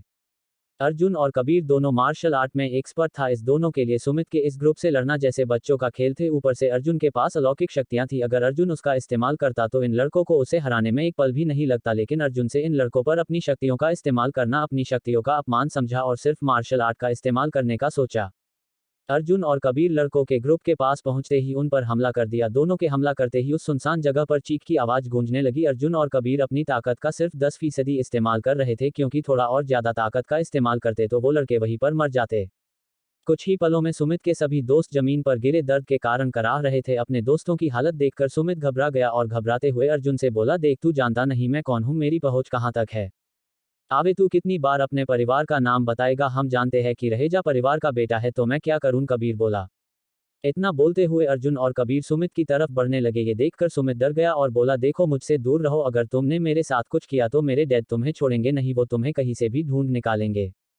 सुमित जब ये बोल रहा था उसका पूरा शरीर कांप रहा था। उसे डरते हुए देखकर संयोगिता डरने का नाटक करते हुए बोली, लगता है तुम भी मुझे नहीं बचा पाओगे, मुझे इन्हीं लोगों के साथ जाना होगा। इतना बोलकर संयोगिता ने अपना सिर नीचा कर लिया। संयोगिता को उदास होते देखकर सुमित अर्जुन और कबीर से बोला, देखो तुम दोनों मुझे और इस लड़की को जाने दो, तुम जितना पैसा मांगो मैं देने के लिए तैयार हूं। सुमित की बातें और संयोगिता की नौटंकी देखकर कबीर और अर्जुन को बहुत तेज हंसने का मन कर रहा था, लेकिन उन दोनों ने किसी तरह से अपनी हंसी रोकी। उसके बाद अर्जुन बनावटी गुस्सा करते हुए बोला, तुझे क्या लगता है तू हमें पैसों से खरीद सकता है। अर्जुन की गुस्से भरी आवाज सुनकर सुमित डर गया और डरते हुए बोला, नहीं ऐसा कुछ नहीं है, मैं तो सिर्फ इस लड़की को बचाने की कोशिश कर रहा हूँ। अभी तो तुम अपने दोस्तों को बचाने की कोशिश करो, अगर तुमने इन सबको 1 घंटे में हॉस्पिटल नहीं पहुंचाया तो हो सकता है ये सब कभी चल नहीं पाएंगे, अर्जुन बोला। अर्जुन की बात सुनकर सुमित अपने दर्द से कराह रहे दोस्तों की तरफ देखा। वही अर्जुन की बात सुनकर सुमित के दोस्त भी डर गए। सुमित का एक दोस्त दर्द भरी आवाज में बोला, भाई लड़की को छोड़ और हमें हॉस्पिटल ले चल जल्दी। अपने दोस्तों की कराह सुनकर सुमित उन सब के पास जाने लगा। तभी अर्जुन फिर से बोला, हाँ एक और बात, थोड़ा दिमाग लगाते तो अपने दोस्तों की ये हालात नहीं करवाते। क्या मतलब तुम्हारा, सुमित बोला। मतलब ये बेवकूफ इंसान की, अगर हम लड़की को जबरदस्ती लेकर जा रहे होते तो क्या लड़की को इस तरह खुला छोड़ते और रुककर तुम सबसे बात करते, अर्जुन बोला। अर्जुन की बात सुनकर सुमित ने संयोगिता को एक बार देखा और उसे एहसास हुआ कि संयोगिता की खूबसूरती में खोकर उसने इस बात पर ध्यान ही नहीं दिया कि संयोगिता के न तो हाथ बंधे और न ही उसके मुंह पर कोई पट्टी है। संयोगिता के शरीर पर ऐसा कुछ नहीं था जो ये दर्शाता हो कि संयोगिता का अपहरण हो रहा हो। ये सब जानकर सुमित फिर से एक बार संयोगिता को देखता है, तब उसे दिखा कि संयोगिता उसे मुस्कुराते हुए देख रही है। संयोगिता को मुस्कुराते हुए देखकर सुमित समझ गया कि इन तीनों ने उसे बेवकूफ बनाया है। सब कुछ समझने के बाद सुमित अर्जुन, संयोगिता और कबीर की तरफ देखा और गुस्से में बोला, अभी तो मैं जा रहा हूं, लेकिन तुम सबका चेहरा हमेशा याद रखूंगा और आज का हिसाब जरूर चुकता करूंगा। चेहरा ही क्यों, नाम सुन लो, मेरा नाम अर्जुन और मेरे इस दोस्त का नाम कबीर है। वैसे तो ये कुछ दिनों में चला जाएगा, लेकिन मैं इसी शहर में हूं, कहीं ना कहीं मिल ही जाऊंगा, अर्जुन मुस्कुराते हुए बोला। अर्जुन को मुस्कुराते देखकर सुमित को बहुत गुस्सा आया, लेकिन वो कुछ बोला नहीं और अपने दोस्तों के पास जाकर लड़कियों की मदद से अपने सभी दोस्तों को गाड़ियों में लेटा देता है। सुमित एम्बुलेंस का इंतजार नहीं करता और एक गाड़ी को वो खुद चलाता है, बाकी गाड़ियों को साथ आई लड़कियां चलाती है और वो सब वहां से निकल जाते हैं। सुमित के जाने के बाद अर्जुन संयोगिता से बोला, तो संयोगिता कैसा रहा पहला अनुभव दिल फेक आशिक का। अर्जुन की बात सुनकर संयोगिता बोली, क्या लड़के ऐसे भी होते हैं कि किसी लड़की को इम्प्रेस करने के लिए किसी से भी लड़ जाए, वो भी बगैर सोचे समझे। हाँ, ऐसे ही होते हैं लड़के, लड़कियों को इम्प्रेस करने का एक भी मौका नहीं छोड़ते। अर्जुन ने कहा, तुम दोनों भी तो लड़के हो, क्या तुम भी ऐसा ही करते हो लड़कियों को इम्प्रेस करने के लिए, संयोगिता बोली। संयोगिता की बात सुनकर अर्जुन और कबीर ने एक दूसरे को देखा। उसके बाद अर्जुन बोला, हमें कभी मौका ही नहीं मिला, हम दोनों का बचपन आश्रम में गुजरा, वहां पर जो भी लड़कियां उसे हम बचपन से जानते थे तो इम्प्रेस करने का मौका ही नहीं मिला, और जब से राजधानी में आया हूँ किसी लड़की से मिलने का मौका ही नहीं मिला, तुम पहली हो जिस लड़की से मैं मिला हूँ, इसलिए तुम दोनों मुझे इम्प्रेस करने में लग गए। अर्जुन की बात खत्म होते ही संयोगिता बोली, अरे ऐसा कुछ नहीं है, तुम्हें इम्प्रेस करने का मौका बहुत है मेरे पास, अब चलो घर चलते हैं, क्या यही रुकने का इरादा है। संयोगिता की बात सुनकर अर्जुन हड़बड़ाते हुए बोला। अर्जुन को हड़बड़ाते देखकर संयोगिता जोर जोर से हंसने लगी। जब संयोगिता हंस रही थी उस वक्त वो और भी ज्यादा खूबसूरत लग रही थी। अर्जुन तो संयोगिता की हंसी और खूबसूरती में खो गया था। अर्जुन को संयोगिता की खूबसूरती में खोया देखकर कबीर ने उसके सामने चुटकी बजाई। कबीर के ऐसा करते ही अर्जुन का ध्यान टूटा और वो फिर से हड़बड़ा गया और हड़बड़ाते हुए गाड़ी की ड्राइविंग सीट की तरफ जाते हुए बोला, चलो जल्दी, देर हो रही है। अर्जुन को हड़बड़ाते देखकर कबीर मुस्कुराया और गाड़ी का गेट खोलने लगा, लेकिन ये पीछे वाला गेट था। गेट खोलते हुए कबीर बोला, संयोगिता जी आप आगे वाली सीट पर बैठ जाए, मैं पीछे बैठ जाता हूँ। लेकिन ऐसा क्यों, संयोगिता सरप्राइज होते हुए बोली। कुछ खास नहीं, जाइए आप बैठ जाए आगे, मैं पीछे बैठता हूँ, कबीर बोला और मुस्कुराते हुए अर्जुन को देखने लगा। कबीर को मुस्कुराते देखकर अर्जुन समझ गया कि उसने ऐसा क्यों किया है, लेकिन अर्जुन कुछ बोला नहीं और दोनों के बैठने का इंतजार करने लगा। दोनों के बैठते ही अर्जुन तेजी में गाड़ी भगाते हुए वहां से निकल गया। वहीं दूसरी ओर एज हॉस्पिटल में सुमित ने अपने साथियों को भर्ती करवाया था। एज हॉस्पिटल में सिंह कॉर्पोरेशन का सबसे ज्यादा होल्डिंग थी, क्योंकि इस हॉस्पिटल का निर्माण अर्जुन के दादाजी ने करवाया था। यह हॉस्पिटल राजधानी ही नहीं पूरे देश की सबसे बढ़िया हॉस्पिटल थी। सुमित जल्दी से जल्दी अपने दोस्तों का इलाज करवा रहा था, क्योंकि अर्जुन ने उसे ये कहकर पहले ही डरा दिया कि अगर समय पर इलाज नहीं हुआ तो ये सब कभी भी चल नहीं सकते हैं। अर्जुन की बातों से सुमित बहुत डर गया था। सुमित अर्जुन से डरा हुआ तो था ही, लेकिन उसने बदला लेने का ख्याल अपने दिल से नहीं निकाला और एक कॉल लगाया। कुछ रिंग के बाद किसी ने कॉल रिसीव किया। कॉल रिसीव होते ही सुमित बोला, डैड मुझे आपकी मदद चाहिए। सुमित ने कॉल अपने डैड सुशांत रहेजा को किया था, जो इस वक्त किसी मीटिंग में थे। सुमित की आवाज सुनकर वो समझ गए कि सुमित का किसी से झगड़ा हुआ है। सुशांत रहेजा अपने बेटे से बहुत प्यार करते थे, इसलिए अपने बेटे की परेशानी भरी आवाज सुनकर मिस्टर रहेजा बोले, क्या बात है बेटा, किसी ने तुम्हें परेशान किया है क्या? जी डैड, आज किसी से हमारा झगड़ा हो गया, उस लड़के ने हमारे दोस्तों को इतनी बुरी तरह से मारा कि वो सभी हॉस्पिटल में है, सुमित बोला। सुमित की बात सुनकर मिस्टर रहेजा चिंतित होते हुए बोले, सुमित तुम तो ठीक हो बेटा, क्या तुम्हें भी चोट लगी है? नहीं डैड, मुझे कुछ नहीं हुआ, वो लड़का मारना तो मुझे ही चाहता था, लेकिन मेरे दोस्त बीच में आ गए, नहीं तो आज उनकी जगह मैं घायल होता और आपको फोन नहीं कर रहा होता, सुमित ने कहा। सुमित की बात सुनकर मिस्टर राठौर की आंखें लाल हो गई और वो गुस्से में बोले, किसने तुम्हें मारने की कोशिश की, क्या तुम उसका नाम जानते हो? जी डैड, उस लड़के का नाम अर्जुन है, लेकिन इससे ज्यादा मैं कुछ नहीं जानता, सुमित बोला। ठीक है, तुम अपना और अपने दोस्तों का ख्याल रखो, मैं पता लगता हूं कि ये अर्जुन कौन है। मिस्टर रहेजा ने इतना बोलकर कॉल डिस्कनेक्ट कर दिया। कॉल डिस्कनेक्ट होते ही सुमित ने एक बार अपने फोन की स्क्रीन को देखा, फिर उसके चेहरे पर डेविल स्माइल आ गई और वो बोला, अब देख अर्जुन, मेरे डैड तुम्हें कहीं से भी ढूंढ निकालेंगे, उसके बाद मैं तुम्हारा वो हाल करूंगा कि फ्यूचर में तुम सुमित रहेजा के नाम से भी काम उठेगा।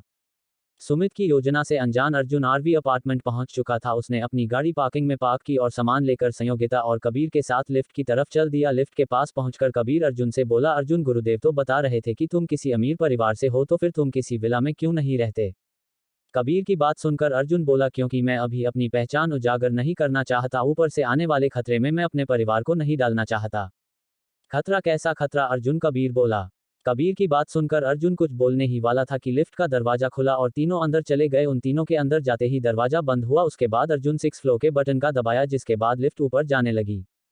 कुछ ही पल में लिफ्ट 6 फ्लोर पर पहुंच गई। दरवाजा खुलते ही तीनों बाहर निकले और अर्जुन संयोगिता और कबीर को लेकर अपने फ्लैट की तरफ चल दिया। फ्लैट के गेट पर पहुंचकर अर्जुन ने दोनों से छुपाकर चुटकी बजाई, जिससे अर्जुन ने जो सुरक्षा जाल दरवाजे पर लगाया था वो हट गया। उसके बाद अर्जुन ने दरवाजे को खोला और कबीर और संयोगिता को अंदर चलने का इशारा किया। अर्जुन का इशारा मिलते ही दोनों अर्जुन के पीछे पीछे फ्लैट के अंदर आए। अंदर आते ही संयोगिता और कबीर ने फ्लैट को देखा। फ्लैट को देखकर संयोगिता एक स्माइल के साथ बोली, अच्छा फ्लैट है, इसका डेकोरेशन भी अच्छा है। चलो तुम्हें तुम्हारा कमरा दिखता हूँ, पहले तुम दोनों फ्रेश हो जाना, तब तक मैं खाना रेडी करता हूँ, अर्जुन ने कहा। दोनों को कमरा दिखाने के बाद अर्जुन किचन में आ गया। किचन में आने के बाद अर्जुन सोचते हुए खुद से बोला, क्या खाना बनाया जाए? अरे बनाना क्यों है, जादू से खाना ले आता हूँ, इससे जादू का अभ्यास भी हो जाएगा, वैसे भी किसी पता नहीं चलेगा कि ये जादू से लाया हुआ खाना है। इतना सोचकर अर्जुन ने जल्दी से चुटकी बजाई। अर्जुन के चुटकी बजाते ही उसके सामने 3 तरह की सब्जी, पूरी, खीर, सलाद प्रकट हो गए। खाना रेडी था। कुछ मिनट में खाना तैयार होने के बाद अर्जुन संयोगिता और कबीर का इंतजार करने लगा। एक तरफ अर्जुन अपने फ्लैट में बैठा था, वहीं दूसरी तरफ सुमित के पिता मिस्टर रहेजा के सामने एक लैपटॉप थी जिस पर एक वीडियो प्ले हो रहा था। ये वीडियो उस जगह का सीसीटीवी फुटेज था जिस ट्रैफिक सिग्नल पर अर्जुन और सुमित की गाड़ी की टक्कर हुई थी। मिस्टर रहेजा के बगल में उनका असिस्टेंट खड़ा था। मिस्टर रहेजा का असिस्टेंट वीडियो में अर्जुन की तरफ इशारा करते हुए बोला, सर यही अर्जुन है, उसकी जो कार है वो एक लिमिटेड एडिशन कार है, इस गाड़ी की कीमत 10 करोड़ है। अपने असिस्टेंट की बात सुनकर मिस्टर रहेजा ने कहा, इसका मतलब ये लड़का किसी पावरफुल परिवार से जुड़ा हुआ है, क्या तुम्हें पता चला कि ये गाड़ी किस परिवार की है? जी सर, आपका सोचना सही है और मैंने ये भी पता लगा लिया है कि ये किस परिवार की गाड़ी है, असिस्टेंट ने गर्व के साथ कहा, जैसे उसने कोई अचूक लक्ष्य प्राप्त कर लिया हो। किस परिवार की गाड़ी है ये? मिस्टर रहेजा ने पूछा। सर ये गाड़ी सिंह परिवार की है, जो सिर्फ उनके परिवार के खास सदस्य ही चला सकते हैं, असिस्टेंट ने कहा। सिंह परिवार? क्या, जो मैं समझ रहा हूँ तुम उसी परिवार की बात कर रहे हो ना? मिस्टर रहेजा बोले। जी सर, वही सिंह परिवार जो इस देश का सबसे अमीर परिवार है सर, उस परिवार के साथ तो आपका अच्छा रिश्ता है, तो अगर आप उन लोगों से बात करें तो सच पता चल जाएगा, असिस्टेंट ने कहा। ठीक है, मैं पता करता हूँ, तुम एक काम करो, मेरा सिंह विला जाने का प्रबंध करो और कुछ गिफ्ट भी खरीद लेना अमरेंद्र सिंह की मां के लिए, और सुमित को कॉल करो और उसे बताओ कि उसे मेरे साथ कहीं चलना है, मिस्टर रहेजा ने कहा। जी सर, अंडरस्को असिस्टेंट इतना बोलकर वहां से निकल गया। असिस्टेंट के जाने के बाद मिस्टर रहेजा वीडियो देखते हुए बोले, आखिर इस लड़के का रिश्ता क्या है सिंह परिवार से? दूसरी तरफ अर्जुन के फ्लैट में कबीर और संयोगिता फ्रेश होकर खाने की टेबल के पास आ चुके थे। आते ही कबीर ने खाने की बर्तन का ढक्कन हटाया तो खाने की सुगंध उसके नाक में गई, जिस महसूस कर कबीर बोला, अर्जुन मेरे भाई क्या सुगंध है खाने का, लगता है टेस्ट भी अच्छा होगा, क्यों संयोगिता जी? कबीर की बात सुनकर संयोगिता कुर्सी पर बैठते हुए बोली, खाना तो बहुत अच्छा लग रहा है, देखती हूँ टेस्ट कैसा है। इतना बोलकर संयोगिता एक प्लेट लेकर उसमें अपने लिए खाना लेने लगी। संयोगिता के खाना लेना शुरू करते ही कबीर और अर्जुन ने भी अपने अपने प्लेट में खाना परोसा। जैसे ही संयोगिता ने थोड़ा सा खाना टेस्ट किया, संयोगिता से मुंह से निकला, वाह क्या खाना है, लाजवाब। जब कबीर ने खाना खाया तो उसने भी तारीफ की। कबीर ने कहा, अर्जुन भाई मुझे मालूम नहीं था कि तुम इतना अच्छा खाना पकाते हो, नहीं तो आश्रम में हर रोज खाना पकवाता, तुम्हारे हाथ में जादू है, जादू। कबीर की बात सुनकर अर्जुन अपने हाथ को देखते हुए धीरे से बोला, वो तो है मेरे हाथों में। अर्जुन की ये बात संयोगिता और कबीर दोनों में से किसी ने नहीं सुना। दोनों खाने में लगे हुए थे। खाना खाने के बाद तीनों थोड़ी देर के लिए आराम करने लगे। आराम करने से जाने से पहले अर्जुन बोला, हम शाम में घूमने चलेंगे, इसलिए ज्यादा आराम मत करना। दूसरी तरफ सिंह विला के सामने एक गाड़ी रुकी। ये गाड़ी मिस्टर रहेजा की थी। मिस्टर रहेजा को देखकर एक गॉड बोला, हेलो सर, आपको किससे मिलना है? उस गॉड की बात सुनकर मिस्टर रहेजा का ड्राइवर ने गॉड से कहा, हम कल्याणी सिंह से मिलना चाहते हैं, उन्हें इन्फॉर्म कीजिए कि मिस्टर रहेजा उनसे मिलने की अनुमति चाहते हैं। सिंह विला का एक रूल था कि कोई भी अगर अंदर जाना चाहता है तो उसे पहले अनुमति लेनी होगी, सिवाय परिवार के सदस्य के। परिवार का कोई भी सदस्य या रिश्तेदार बगैर अनुमति के अंदर जा सकते थे। अगर कोई दोस्त आए तो उसे भी अनुमति लेनी होगी। मिस्टर रहेजा के ड्राइवर की बात सुनकर गॉड ने पास रखे लैंडलाइन से एक फोन लगाया। फोन लगाते ही दूसरी तरफ से एक औरत की आवाज आई, हाँ बोलो क्या बात है? उस औरत ने ऐसा बात की जैसे उसे पता हो कि फोन कहां से आया है। वो औरत सिंह विला की लेडी केयरटेकर थी। उस लेडी केयरटेकर की बात सुन गॉड ने कहा, दादी से मिलने मिस्टर रहेजा आए हैं। कल्याणी सिंह को घर के वो नौकर जो अमरेंद्र सिंह से छोटे थे वो सब उन्हें दादी ही बुलाते थे, और जो मिस्टर सिंह से बड़े या समान उम्र के थे वो माताजी कहते थे, क्योंकि कल्याणी सिंह को मालकिन मैम ये सब सुनना पसंद नहीं था। गॉड की बात सुनकर वो लेडी केयरटेकर बोली, पूछकर बताती हूँ। घर के अंदर लेडी केयरटेकर ने लैंडलाइन का रिसीवर साइड में रखा और दादी के पास गई, जो इस वक्त हॉल में बैठी आंखों पर चश्मा लगाए एक किताब पढ़ रही थी। दादी के पास जाकर वो लेडी केयरटेकर बोली, माताजी मिस्टर रहेजा आपसे मिलने की अनुमति चाहते हैं।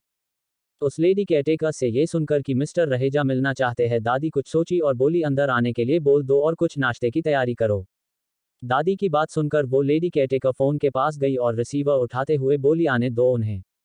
इतना बोलकर वो लेडी केयरटेकर वहां से चली गई। नाश्ते का इंतजाम करने कुछ देर बाद मिस्टर रहेजा अपने बेटे सुमित और असिस्टेंट के साथ घर के अंदर आए। असिस्टेंट के हाथ में कई गिफ्ट थे। आते ही उन्होंने अपने दोनों हाथ जोड़कर अर्जुन की दादी को प्रणाम किया और सुमित का इशारा किया कि वो दादी के पैर छूकर प्रणाम करें। अपने पिता का इशारा समझकर सुमित ने दादी के पैर छूकर प्रणाम किए। ये देखकर दादी ने सुमित के पीठ को थपथपाया और मुस्कुराते हुए बोली, बैठो तुम सब और बताओ, आज इतने दिनों बाद हमसे मिलने का मौका मिला है, क्या कोई काम आ गया है जिसके कारण मुझसे मिलने आए हो? मिस्टर रहेजा जानते थे कि दादी को सीधे सीधे बात करना पसंद है, इसलिए वो बोले आंटी आया तो हूँ जरूरी काम से, लेकिन पहले आप ये गिफ्ट स्वीकार कीजिए। इतना बोलकर मिस्टर रहेजा ने अपने असिस्टेंट को गिफ्ट टेबल पर रखने का इशारा किया। मिस्टर रहेजा का इशारा मिलते ही असिस्टेंट ने सभी गिफ्ट टेबल पर रख दिए और साइड में खड़ा हो गया। मिस्टर रहेजा के द्वारा लाए हुए गिफ्ट को देखकर दादी मुस्कुराते हुए बोली, लगता है इतने दिनों बाद आए हो इसलिए भरपाई कर रहे हो। दादी की बात सुनकर मिस्टर रहेजा बोले, वैसा कुछ नहीं आंटी, असल में काम में कुछ ज्यादा ही बिजी था इसलिए आपसे मिलने नहीं आ पाया। तो क्या आज काम से छुट्टी मिल गई है? दादी बोली। असल में मिस्टर रहेजा और अमरेंद्र सिंह यानी अर्जुन के डैड कॉलेज में एक साथ पढ़ते थे। जब दोनों साथ पढ़ते थे तो दोनों का एक दूसरे के घर आना जाना बना रहता था। इस दोनों की दोस्ती आज भी कायम थी। मिस्टर रहेजा को जब भी वक्त मिलता था वो सिंह विला जरूरत आते थे। नहीं आंटी, काम से छुट्टी कहाँ है, मैं आज एक जरूरी काम से आया हूँ। क्या अमरेंद्र घर पर नहीं है? मिस्टर रहेजा बोले। तो तुम यहाँ अपने दोस्त से मिलने आए हो, अपनी आंटी से नहीं? दादी थोड़ा सीरियस होते हुए बोली।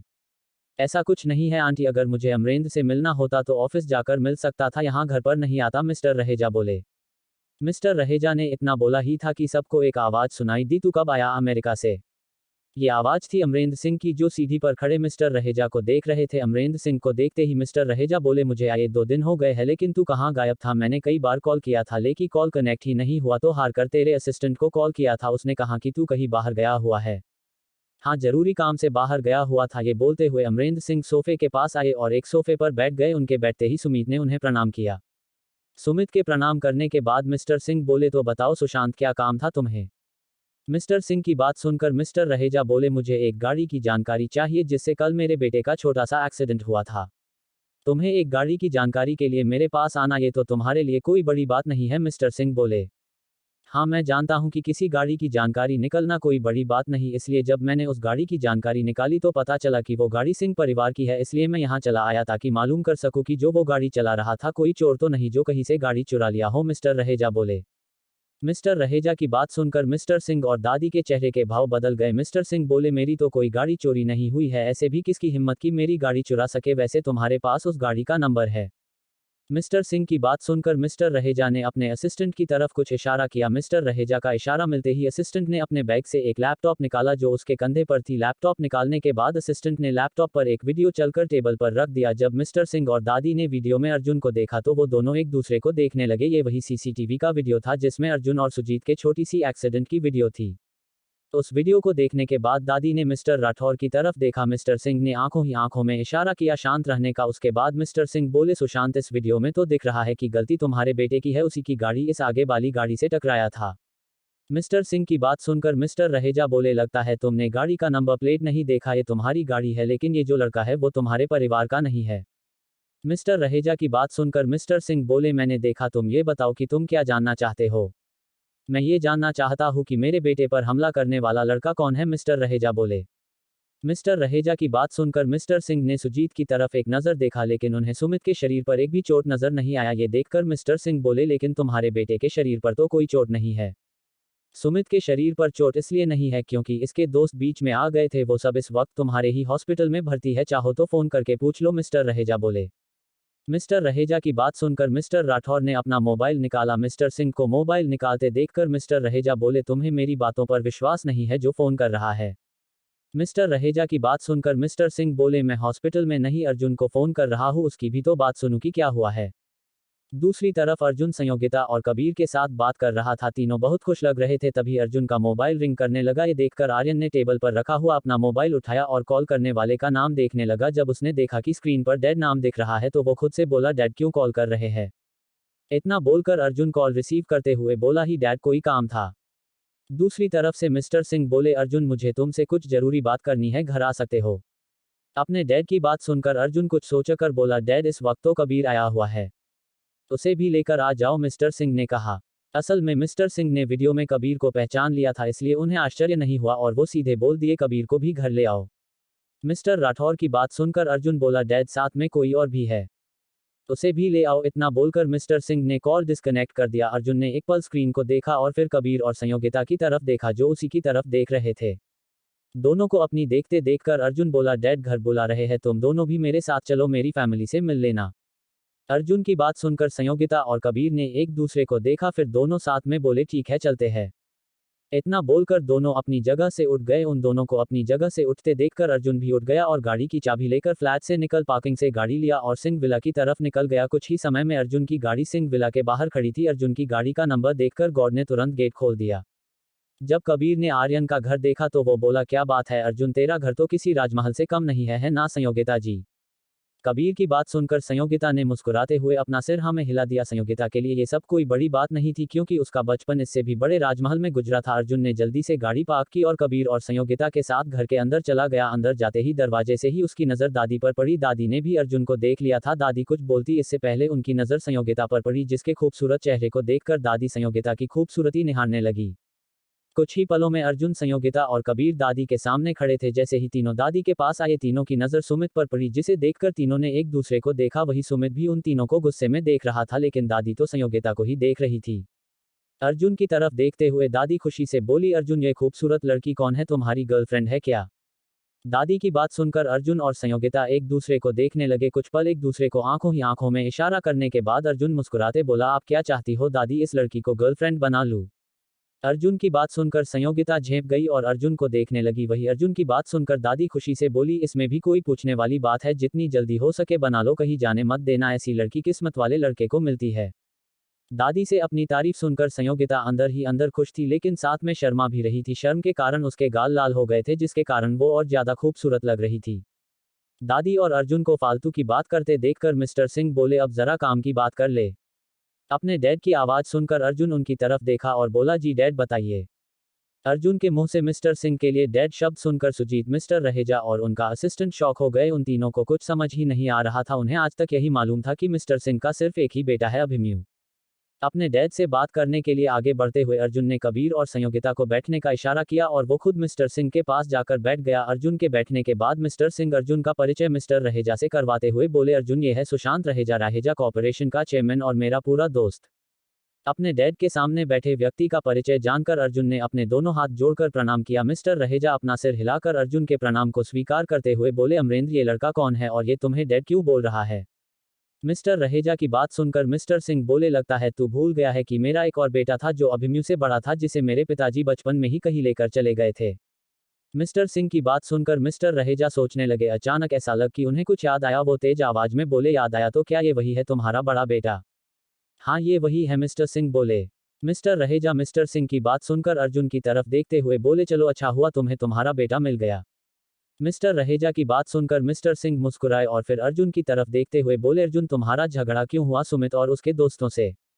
अपने डैड की बात सुनकर अर्जुन एक बार सुमित को देखता, जो उसे ही देख रहा था। अब उसे थोड़ा डर लगने लगा था। अर्जुन का परिचय जानकर सुमित को देखने के बाद अर्जुन बोला, डैड अगर कोई अपनी ताकत के घमंड में बेवकूफ़ी करेगा तो पिटेगा ही।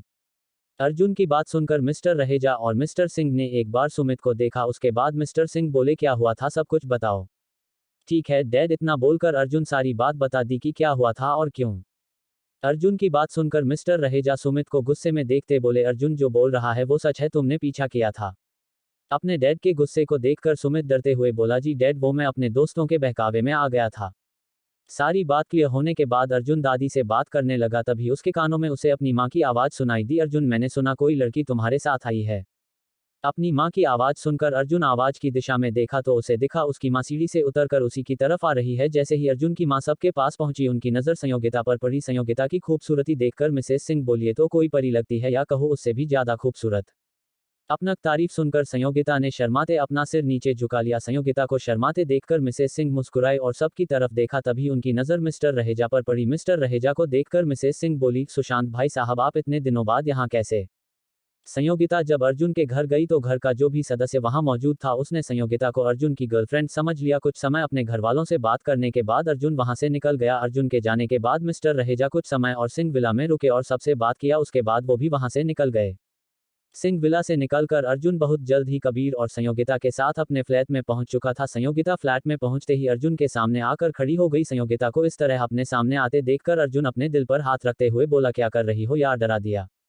अर्जुन की बात सुनकर संयोगिता गुस्से में बोली, तुम जो अपने घर पर कर रहे थे वो क्या था? संयोगिता की बात सुनकर अर्जुन मुस्कुराते हुए बोला, अरे वो तो मैंने इसलिए किया ताकि कभी अगर तुम किसी मुसीबत में पड़ जाओ तो मेरे परिवार के नाम का इस्तेमाल कर सकती हो, और अगर कभी मेरे परिवार का कोई सदस्य सामने आ गया तो तुम्हें उनसे बात करने में कोई तकलीफ नहीं होगी। अर्जुन की बात सुनकर संयोगिता शांत हो गई और सोफे पर बैठ गई। कबीर भी वही बैठा अर्जुन को मुस्कुराते हुए देख रहा था। रात हो चुकी थी इसलिए आर्यन बोला, जाओ तुम दोनों अपने अपने कमरे में सो जाओ। ऐसे ही 3 दिन बीत चुके थे। कबीर आश्रम लौट गया था। अपने फ्लैट में बैठकर अर्जुन संयोगिता से बात कर रहा था। अर्जुन ने कहा, तो आगे का तुम्हारा क्या प्लान है? अर्जुन की बात सुनकर संयोगिता कुछ सोचकर बोली, मुझे कोई जॉब ढूंढनी होगी ताकि मैं अपना खर्चा उठा सकूं। वैसे भी मैं अकेले यहाँ बैठे बैठे बोर नहीं होना चाहती। संयोगिता की बात सुनकर अर्जुन ने कहा, ठीक है, तुम किस तरह की जॉब करना चाहती हो? अर्जुन की बात सुनकर संयोगिता ने कहा, मैं एक डॉक्टर हूँ, मुझे आयुर्वेद की अच्छी जानकारी है, तो क्या मुझे किसी हॉस्पिटल में जॉब मिल सकता है? संयोगिता की बात सुनकर अर्जुन मुस्कुराया और बोला, बस इतनी सी बात तुम्हें मालूम नहीं है कि मेरे परिवार का एक हॉस्पिटल भी है जो इस देश का सबसे बढ़िया हॉस्पिटल है। अर्जुन की बात सुनकर संयोगिता खुशी से बोली, तो क्या उस हॉस्पिटल में मुझे जॉब मिल सकती है? हाँ क्यों नहीं। इतना बोलकर अर्जुन ने अपना मोबाइल निकाला और एक कॉल लगाया। कुछ रिंग जाने के बाद दूसरी तरफ से आवाज आई, बोलो अर्जुन, क्या काम है? ये आवाज अर्जुन के डैड की थी जो इस वक्त किसी काम में बिजी थे। अर्जुन का कॉल आता देखकर उन्होंने कॉल रिसीव कर लिया। अर्जुन की जगह किसी और का कॉल होता तो वो रिसीव नहीं करते। डैड, मुझे एक मदद चाहिए, अर्जुन ने कहा। कैसी मदद चाहिए बोलो, मिस्टर सिंह ने कहा। डैड, वो संयोगिता को एज हॉस्पिटल में जॉब चाहिए। डॉक्टर की क्या काम हो सकता है, अर्जुन ने कहा।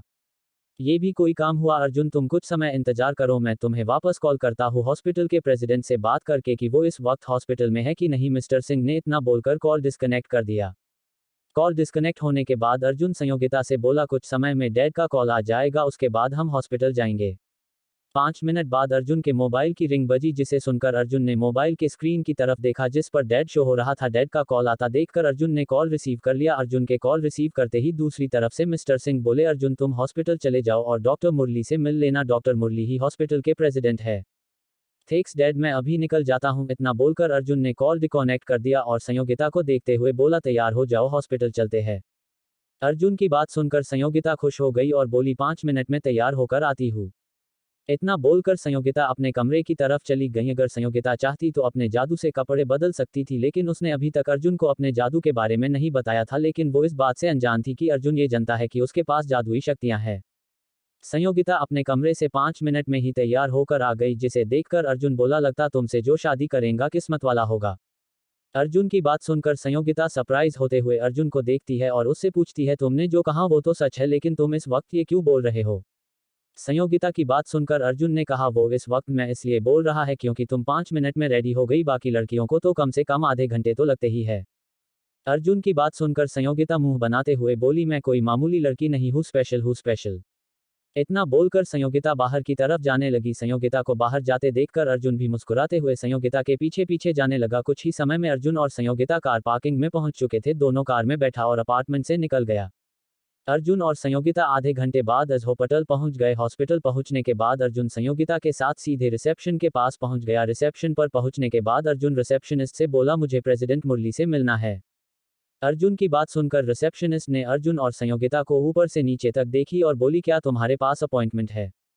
हाँ, एक बार चेक कर लो, मेरा नाम अर्जुन सिंह है, अर्जुन ने कहा। अर्जुन की बात सुनकर रिसेप्शनिस्ट ने एक कॉल लगाया और कुछ देर बात की। उसके बाद कॉल डिस्कनेक्ट करने के बाद रिसेप्शनिस्ट अर्जुन से बोली, तुम झूठ बोल रहे थे, तुम्हारे नाम पर कोई अपॉइंटमेंट नहीं है। रिसेप्शनिस्ट की बात सुनकर अर्जुन कुछ नहीं बोला और अपना मोबाइल निकाला और एक कॉल लगा दिया। कुछ रिंग जाने के बाद दूसरी तरफ से आवाज आई, बोलो अर्जुन हॉस्पिटल पहुंच गए। अर्जुन ने कॉल अपने डैड को लगाया था। अपने डैड की बात सुनकर अर्जुन बोला, डैड यहाँ तो बोल रहे हैं कि कोई अपॉइंटमेंट नहीं है। अर्जुन की बात सुनकर मिस्टर सिंह बोले, तुम रुको, मैं चीफ मुरली को कॉल करके तुम्हारे आने की खबर देता हूँ। इतना बोलकर मिस्टर सिंह ने कॉल डिस्कनेक्ट कर दिया। रिसेप्शनिस्ट अर्जुन को फोन पर बात करते हुए सुन रही थी। वो अर्जुन को देखते हुए बोली, लड़की को इम्प्रेस करने के लिए दिखावा मत करो और निकलो यहाँ से। उस रिसेप्शनिस्ट की बात सुनकर अर्जुन उसे एक पल देखा और बोला, कुछ ही देर में तुम्हें मालूम चल जाएगा कि मैं क्या कर रहा हूँ। अर्जुन इस वक्त सिंपल कपड़े में था, इसलिए रिसेप्शन पर बैठी लड़की ने उसे कोई मामूली लड़का समझ लिया जो एक खूबसूरत लड़की को इम्प्रेस करने के लिए बड़ी बड़ी बातें कर रहा है। अर्जुन संयोगिता के साथ रिसेप्शन के पास खड़ा ही था, तभी उसे एक शोर सुनाई दिया।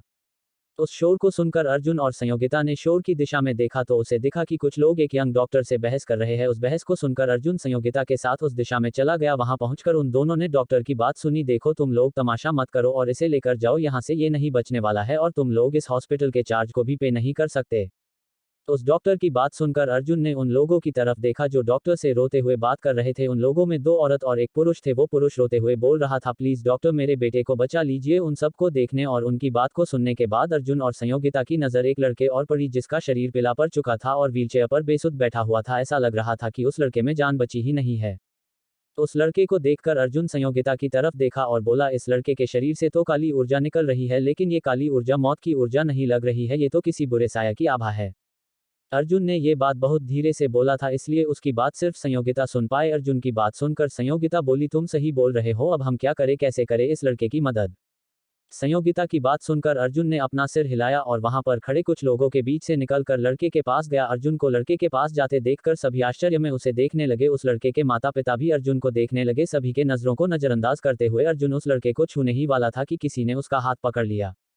जब अर्जुन ने देखा कि किसी ने उसका हाथ पकड़ लिया है तो उसके अपना सर उठाकर हाथ पकड़ने वाला के चेहरे को देखा तो उसे दिखा कि वो वही डॉक्टर है जो अब तक पेशेंट के माता पिता से बात कर रहा था। अर्जुन उस डॉक्टर को देखते हुए बोला, तुमने मेरा हाथ क्यों पकड़ा है। अर्जुन की बात सुनकर डॉक्टर ने कहा, तुम ये क्या कर रहे हो, तुम्हें मालूम नहीं कि इस तरह पेशेंट को नहीं छूना चाहिए, वैसे तुम छू क्यों रहे हो, क्या तुम एक डॉक्टर हो। उस डॉक्टर की बात सुनकर अर्जुन ने कहा, मैं कौन हूं ये जानने की जरूरत नहीं है, तुम्हें सिर्फ इतना जान लो कि इस लड़के को सिर्फ मैं बचा सकता हूं। अर्जुन की बात सुनकर बीमार लड़के के माता पिता के चेहरे पर थोड़ी सी चमक आ गई। वही आसपास खड़े लोग आपस में बात करने लगे। दूसरी ओर वो डॉक्टर जोर जोर से हंसने लगा। उस डॉक्टर को हंसते देखकर सभी उस डॉक्टर को देखने लगे। वो डॉक्टर हंसते हुए बोला, तुम बचाओगे इसे, क्या मजाक है, तुम जानते भी हो इसे हुआ क्या है। डॉक्टर की बात सुनकर अर्जुन ने कहा, तुम्हें तो पता है ना, फिर तुम इसका इलाज क्यों नहीं कर पाए। अर्जुन की बात सुनकर वो डॉक्टर गुस्से में अर्जुन को देखा और बोला, अगर इस लड़के का इलाज संभव होता तो मैं जरूर करता, लेकिन इसका इलाज कोई नहीं कर पाएगा। उस डॉक्टर की बात सुनकर अर्जुन बोला, अगर तुम किसी को ठीक नहीं कर सकते इसका मतलब ये नहीं कि कोई और नहीं ठीक कर सकता है। वैसे डॉक्टर तुम्हारा नाम क्या है। मेरा नाम डॉक्टर राजवीर है और मैं इस हॉस्पिटल के सबसे अच्छे डॉक्टर में से एक हूँ। अगर मैंने बोल दिया कि इसका इलाज कोई नहीं कर पाएगा तो कोई नहीं कर पाएगा, डॉक्टर राजवीर ने कहा। डॉक्टर राजवीर की बात सुनकर अर्जुन बोला, मैं इसे ठीक कर सकता हूँ। इतना बोलकर अर्जुन उस बीमार लड़के की जांच करने लगा। कुछ पल जांच करने के बाद अर्जुन ने अपने पास से कुछ सुई निकाल लिया और उस सुई को अर्जुन ने उस लड़के के एक्यूपंक्चर पॉइंट पर सुई चुभा दिया। जैसे ही अर्जुन ने एक्यूपंक्चर पॉइंट पर सुई चुभाई उस जगह से काला पदार्थ निकलने लगा। वहां खड़े सभी लोग आश्चर्य में अर्जुन को देख रहे थे। उस बीमार लड़के के माता पिता बड़े उम्मीद से अर्जुन को देखते। अर्जुन जिस वक्त बीमार लड़के का इलाज कर रहा था उसी वक्त रिसेप्शन पर एक लड़का आया और रिसेप्शन पर बैठी लड़की से बोला, क्या यहाँ अर्जुन नाम का कोई लड़का एक लड़की के साथ आया था, कहाँ है वो। उस लड़के की बात सुनकर रिसेप्शनिस्ट बोली, हाँ सर, एक लड़का एक लड़की के साथ आया था, वो प्रेसिडेंट से मिलना चाहता था। हाँ वही, कहाँ है वो, लड़का बोला। जी वो उस तरफ, वो जो लड़का जमीन पर उस बीमार लड़के के सामने बैठा हुआ है वही है वो, रिसेप्शनिस्ट अर्जुन की दिशा में इशारा करते हुए बोली। रिसेप्शनिस्ट की बात सुनकर वो लड़का अर्जुन की दिशा में देखता है और बोलता है, क्या कर रहा है वो। सर वो इस लड़के का इलाज कर रहा है जिसे डॉक्टर राजवीर ने इलाज करने से मना कर दिया है। उनका मानना है कि उस लड़के को कोई नहीं बचा सकता है, रिसेप्शनिस्ट बोलती है। तरफ अर्जुन बीमार लड़के का इलाज कर रहा था, दूसरी तरफ प्रेसिडेंट मुरली ने अपने असिस्टेंट को अर्जुन को लेने के लिए भेज दिया था। जब उस लड़के को पता चला कि अर्जुन सिंह डॉक्टर राजवीर के पेशेंट का इलाज कर रहा है तो वो अर्जुन की दिशा में चला गया। दूसरी तरफ अर्जुन उस लड़के के एक्यूपंक्चर नीडल्स विधि से उस लड़के का इलाज कर रहा था। वहां खड़े सभी लोग आर्यन को बड़े आश्चर्य में देख रहे थे। वही डॉक्टर राजवीर गुस्से में अर्जुन को देख रहा था। अर्जुन सबकी नजरों को नजरअंदाज करते हुए लड़के के एक्यूपंक्चर पॉइंट को धीरे धीरे दबा रहा था जिससे उस लड़के के शरीर के काला पदार्थ निकल रहा था। 2-3 मिनट ऐसा करने के बाद अर्जुन को सबकी नजरों से छुपाकर अपनी सुनहरी ऊर्जा उस लड़के के शरीर में भेज दिया जिसे किसी ने नहीं देखा, लेकिन संयोगिता ने देख लिया और वो बोली, तो अर्जुन को ये विद्या भी आती है। अर्जुन ने जिस विधि का प्रयोग इस वक्त किया था उस विधि में किसी बीमार के शरीर में डॉक्टर अपनी ऊर्जा भेजकर उसका इलाज करते थे। ये एक पौराणिक विधि थी जो आज के मॉडर्न युग में लोग भूल चुके हैं। लगभग 5 मिनट बाद लड़के के शरीर का पीलापन जाने लगा और वो धीरे धीरे होश में आ गया, जिसे देखकर सभी खुश हो गए। बीमार लड़के के माता पिता तो अर्जुन के पैर में गिर गए और अर्जुन से बोले, आप डॉक्टर नहीं हमारे भगवान हो, आपने हमारे इकलौते बेटे को बचा लिया। जब अर्जुन ने ये देखा कि लड़के के माता पिता उसके पैरों में गिरे हुए हैं तो वो उन्हें उठाते हुए बोला, देखिए मैं कोई भगवान नहीं हूँ, इंसान हूँ, वैसे भी आपका बेटा अभी पूरी तरह से ठीक नहीं हुआ है, इसे ठीक होने में समय लगेगा। अर्जुन की बात सुनकर लड़के की माँ बोली, मेरे बेटे को ठीक होने में कितना समय लगेगा। उस लड़के की मां की बात सुनकर अर्जुन बोला, देखिए आपके बेटे के शरीर में ऊर्जा की कमी है जो किसी बीमारी की वजह से नहीं है, अगर ये किसी बीमारी की वजह से होता तो इस हॉस्पिटल के डॉक्टर जरूर ठीक कर देते। अर्जुन की बात सुनकर वहां खड़े सभी लोगों को आश्चर्य हुआ। सभी के दिमाग में एक ही सवाल चल रहा था कि अगर ये लड़का बीमार नहीं है तो इसे हुआ क्या है। बीमार लड़के के पिता अर्जुन से चिंतित स्वर में बोले, तो मेरे बेटे को हुआ क्या है। उस लड़के के पिता की बात सुनकर अर्जुन गंभीर होते हुए बोला, आपका बेटा किसी ऐसी नकारात्मक ऊर्जा के संपर्क में आया है जो इसके शरीर की ऊर्जा को अपना भोजन बना रहा है। आपके कहने का मतलब है भूत पिशाच, लड़के का पिता बोला। हाँ, ऐसा कह सकते हैं। अर्जुन के इतना बोलते ही उसके बगल में खड़े डॉक्टर राजवीर, जो अब तक शॉक में थे, वो हंसते हुए बोले, क्यों मासूम लोगों को बेवकूफ बना रहे हो, आज के समय में कोई भूत नहीं होता है।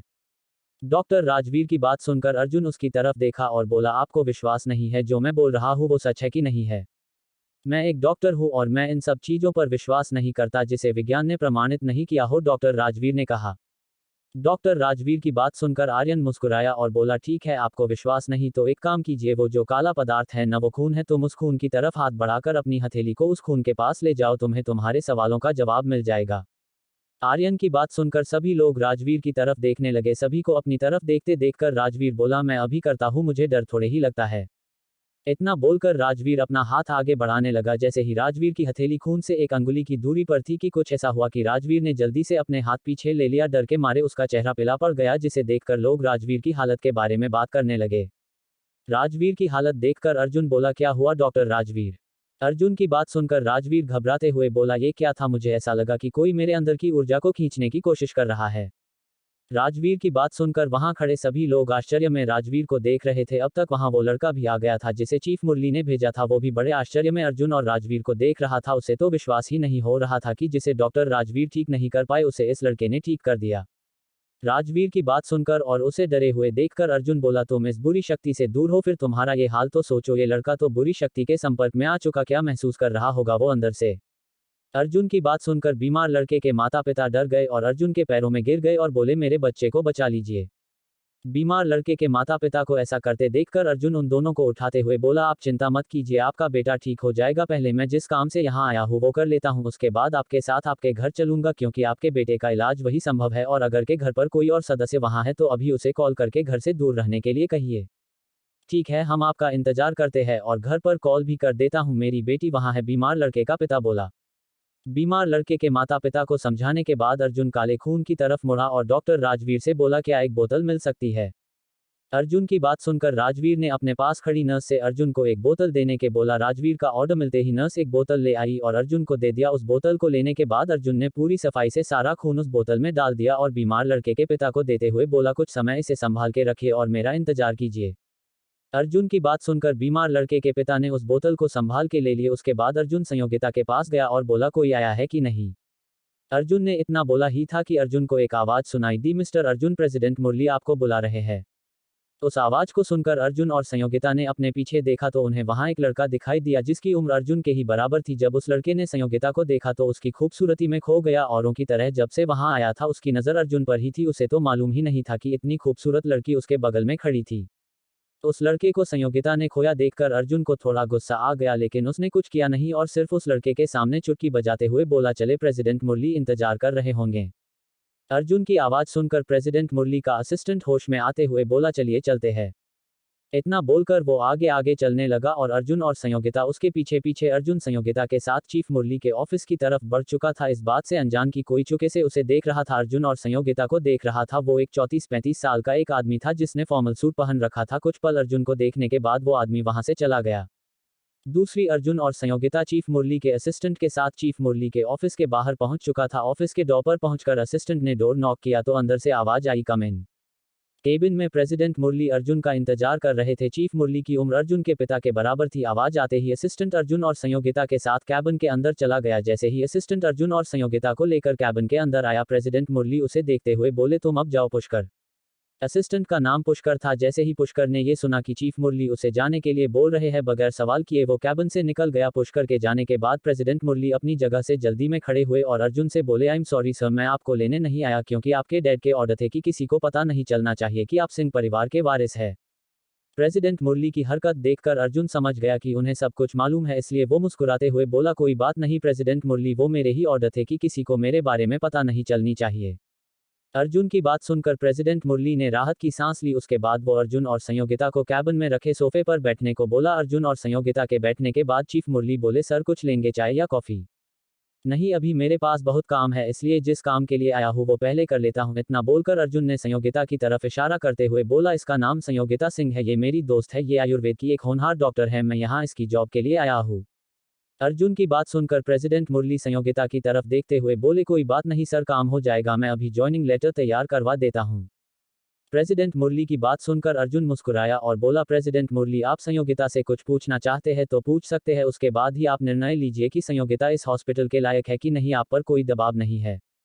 अर्जुन की बात सुनकर वो प्रेसिडेंट मुरली थोड़ा नर्वस थे, वो रिलैक्स हो गए और संयोगिता को देखते हुए बोले, बेटा अपना सर्टिफिकेट दिखाओ। यस सर, इतना बोलकर संयोगिता ने अपनी फाइल प्रेसिडेंट मुरली को दे दिया। प्रेसिडेंट मुरली आयुर्वेद के फेमस डॉक्टर थे, दूर दूर से लोग उनके पास इलाज करवाने आते थे, लेकिन हॉस्पिटल के प्रेसिडेंट होने के कारण उनके पास ज़्यादा समय नहीं होता था, इसलिए वो सप्ताह में एक दिन ही इलाज करते थे।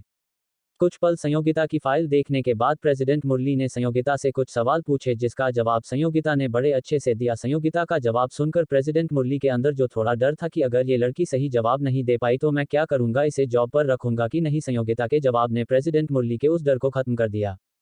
संयोगिता से सवाल जवाब करने के बाद प्रेसिडेंट मुरली खुशी से अर्जुन की तरफ देखते हुए बोले, अर्जुन सर, आपने एक टैलेंटेड डॉक्टर मुझे दिया है, आयुर्वेद की अच्छी जानकारी है इसे। प्रेसिडेंट मुरली की बात सुनकर संयोगिता खुश हो गई और बोली, सर मुझे एक्यूपंक्चर नीडल्स विधि से भी इलाज करना आता है। संयोगिता की बात सुनकर प्रेसिडेंट मुरली शॉक हो गए और कुछ पल शॉक में रहने के बाद वो शॉक से बाहर आते हुए बोले, लेकिन ये विधि तो बहुत पहले से विलुप्त हो चुकी है, किसी के पास इसकी जानकारी है। प्रेसिडेंट मुरली की बात सुनकर अर्जुन बोला, प्रेसिडेंट मुरली, हो सकता है कि आज की मॉडर्न साइंस में वो विलुप्त हो चुका हो, लेकिन इस वक्त आपके पास दो लोग हैं जिसे एक्यूपंक्चर नीडल्स विधि से इलाज करना आता है। अर्जुन की बात सुनकर प्रेसिडेंट मुरली शॉक में आते हुए बोले, एक तो मिस संयोगिता और दूसरा कौन है वो?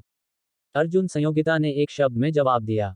संयोगिता का जवाब सुनकर प्रेसिडेंट मुरली शॉक में अर्जुन को देखने लगे। कुछ पल अर्जुन को देखने के बाद चीफ मुरली बोले, अर्जुन सर, क्या आप भी आयुर्वेद के जानकार हैं? मेरा मतलब आप भी डॉक्टर है। प्रेसिडेंट मुरली की बात सुनकर अर्जुन ने सहमति में सर हिला दिया। अर्जुन को सहमत होते देखकर चीफ मुरली बोले, तो क्या आप भी हॉस्पिटल ज्वाइन करेंगे? नहीं, ऐसा कुछ नहीं है, मैं सिर्फ कभी कभार ही आऊंगा जब जरूरत पड़ेगी किसी मरीज को, अर्जुन ने कहा।